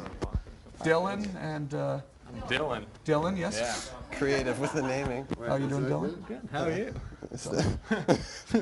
How are you? Wait, is that gonna work? I don't know. I don't know what this is. Okay, there you There we go. You're Dylan and Dylan. Dylan and Dylan. Yeah. You're both named Dylan. Yeah. Both named Dylan. Okay, good. Oh, well, thank you. Well, this is great. Yeah. So, both named Dylan, really? Yeah. Very good. Oh, that's good. Well, And that's again, you've never been up to the show before? No. Yeah. First time. We Yeah. got to see Conan and this tonight. This is a lot of fun. Double header. Yeah. And you guys have been to my hometown of Ottawa. You have? I have. Yeah. Yeah. It's because we're from Ottawa. You know, your father and I grew up maybe only 10 blocks away from each other in Gloucester. Gloucester? He grew up on Jasper, and I grew up on Monson. Those were your streets? If you look on your Google Earth, Jasper and Monson and Beacon Hill are not too far away from each other. Did you have a lot of play dates? No, because we didn't know each other when we were kids. We didn't know each really? other when we were kids. But then when I was about 15 years old, I started going down to the Yuck Yucks, and Dad was on coming through Yuck Yucks all the time on stage, and I was a huge fan. And now we're here hanging out. This is a nice little connection here, right? This is, you know? What? Yeah. Yeah. Your sons are here. We all grew up in the same neighborhood. I mean, Yeah. this is, Where should I go? you guys come sit. You sit right here in the middle, Dylan. You sit right in the middle, and Norm, you sit down right here. Yeah, just like this. Why do I have this big giant? Okay. Yeah. And look, You can look use who this we have. if We you have a want. caller here. That's Over all here. right. I don't want We have a We caller. have Cody on the air as well. Oh, Cody looks Yeah. interesting. There's okay, a cool. chair for you if you want that too. Oh, you sit on that. Really? That's pretty good. Where'd Steve go? He doesn't want to. He gave up? Or? have any kids here. Cody, do you have a question for Norm and his sons?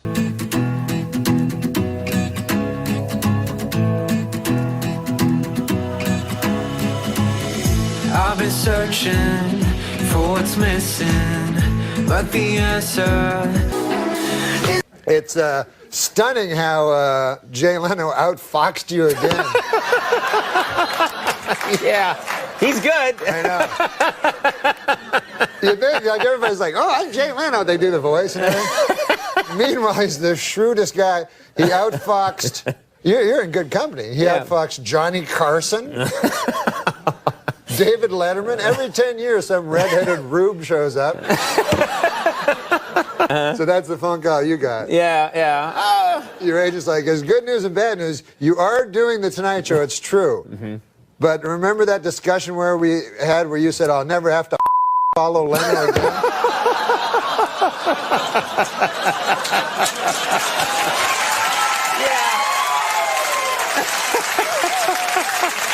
Yeah. Little kid walking down the hall of his house. Yeah. He was screaming in his parents' bedroom. Opens the door, there's his father dressed only in chaps. His mother's dressed in a cheerleading outfit, no underwear. They're really having fun. What's going on?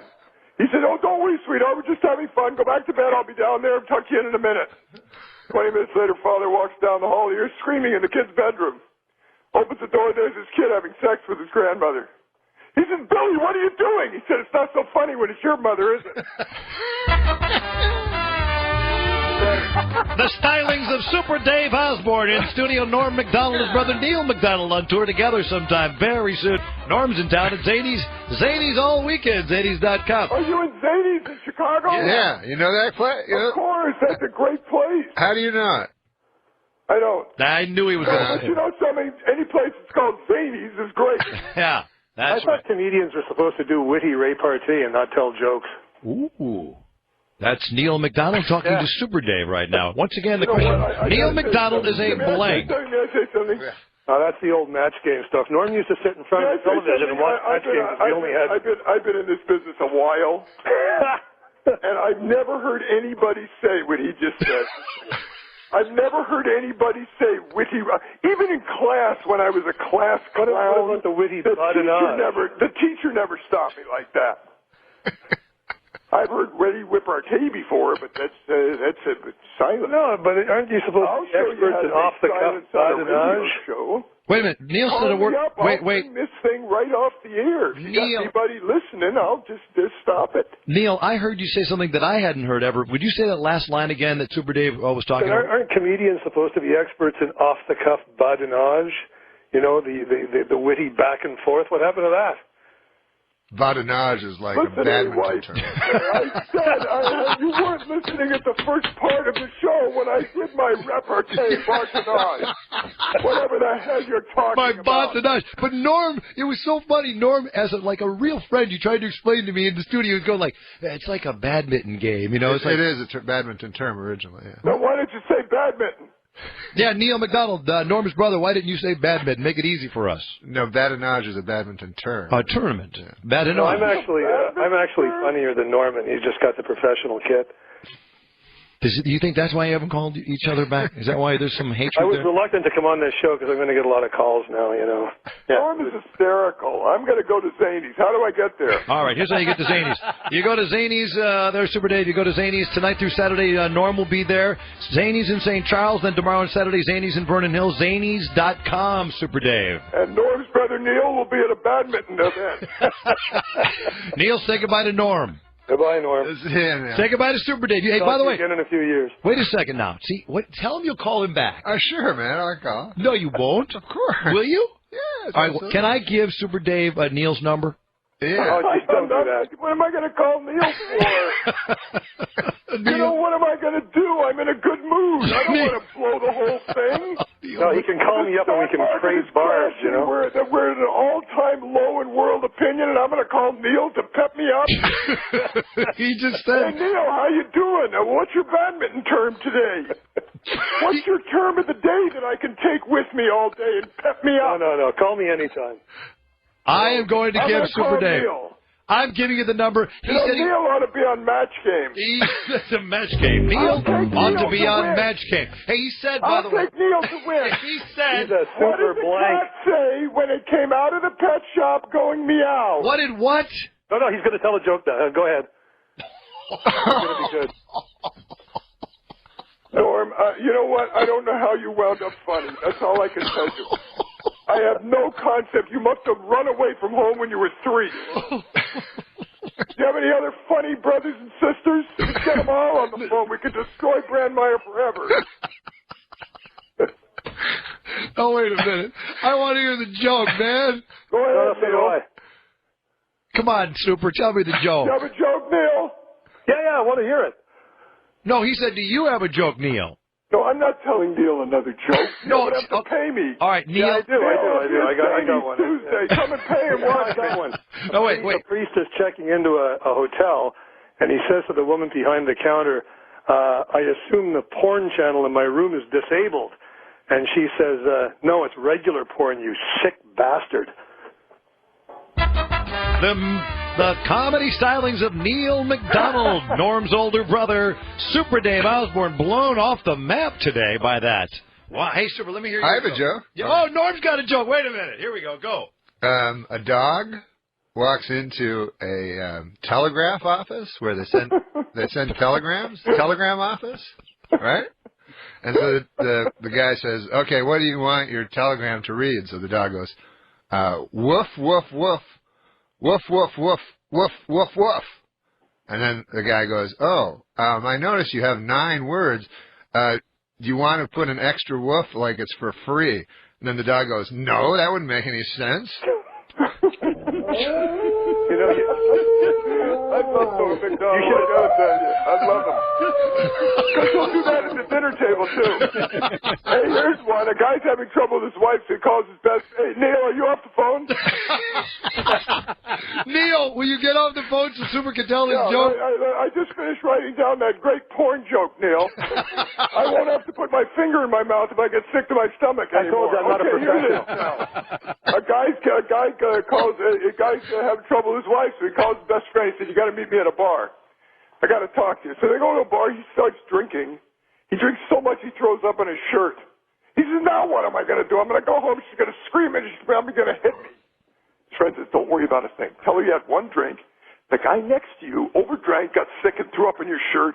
And to prove it, he put $10 in your pocket to get it clean. I'm putting $10 right in there. He said, "You're brilliant." He goes home. He says, "I'm home."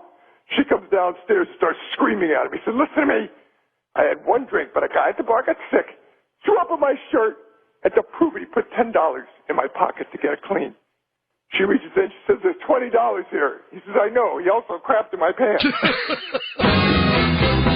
Super Dave Osborne. Super Dave Osborne. And Norm MacDonald in the studio, and his fabulously funny brother Neil MacDonald in Washington, D.C., award-winning journalist. Neil. Okay, hey, and Norm, happy birthday. You're great. You're the greatest. Good luck at Zanies, and I hope that we get together. Oh, you're going to hang up again? No, yeah, wait a minute. Wait a second. You know what I would love to do? I would love to do some more botanage. He's a great Canadian. Norm's a great Canadian. He'll probably be mad at me for saying that. Let's do some botanage. He's a great Canadian. What is botanage? Aren't comedians supposed to be experts in off-the-cuff badinage? What did you say, Super? Who cares if he's a great Canadian? Oh, Super Dave worked in Canada? I worked for 12 years in Canada. I'm a great Canadian. Neil, that's a point you could answer. What is the big deal if he is a good Canadian? What was he doing in Canada, running around in that weird flight suit?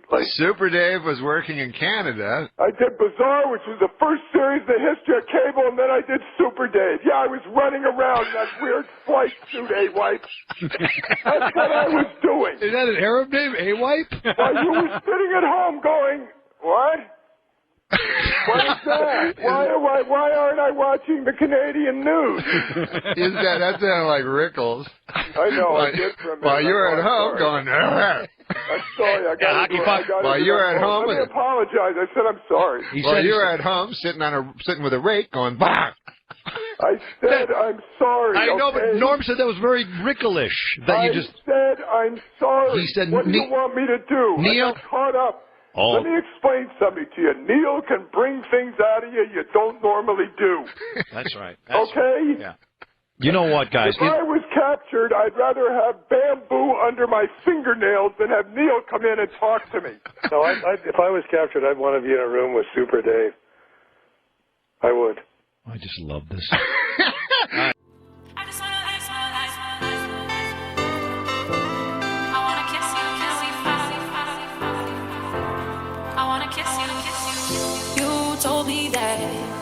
We should go our separate ways, but now my life without you know, I just think it's interesting that Neil worked in Washington. Yes.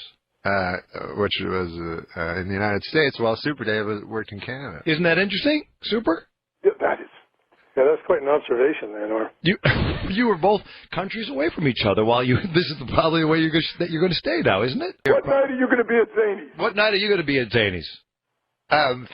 Tonight and tomorrow and Saturday. I think he's still. still. Are you on the road now? When do you come home? I come home in 12 or 14 days, I think. Where do you go after Zanies? I go. I'm going to be on Canadian television tonight. Almost like you don't care. No, we care. We love Canada. We love it. What time are you going to be on, Neil MacDonald, Norm's brother? 9 p.m. Eastern. 9 p.m. Eastern. On the National. They're on the Canadian national television. Yeah. Super. You got satellite dish? Yeah, I got a satellite dish. Well, you might want to watch that. Yeah, I might. Yeah, you might want to. I really might. There's a lot of things I might want to do. You know what I would love? I'm going to be doing a piece on the economy there, Super. Oh, well, that ought to be quick. What are you going to say? It's not so bad. No, I'm going to say this is worse than 1929. In case you're interested. No, I'm going to say that after spending 5 years in this country, being told that I'm from a socialist nation, I'm going to be talking about how the United States government is nationalizing banks and taking over companies and putting trillions of dollars of public money into bailouts. Nothing socialist about that, right? No, that's interesting. Now, here's the thing. When I did my shows in Canada, the Canadian dollar was 63 cents. And now it's more than the American dollar. You mean when you were just running around with that crazy suit on? Oh, you know what, Johnny B? What? That did it. What? No, wait a minute. That did it. That was your farewell thing to me, and that's it. I'm going now, and I'm going to take my clothes off and play badminton. Neil's badmintage. Badmintage. Neil, say goodbye to Super Dave. Neil's say goodbye to Super Dave. All right, super. Goodbye, Neil. Are you leaving? Nice talking to you, buddy. Are you going? Yeah, I'm going. He wants to. Getting off? But we got to keep in touch, you and I. I think we're friends now. He wants to hear you hang up. What? He wants to hear you, Neil. He wants to hear you hang up. So I'm go ahead. not hanging up. No, Neil is.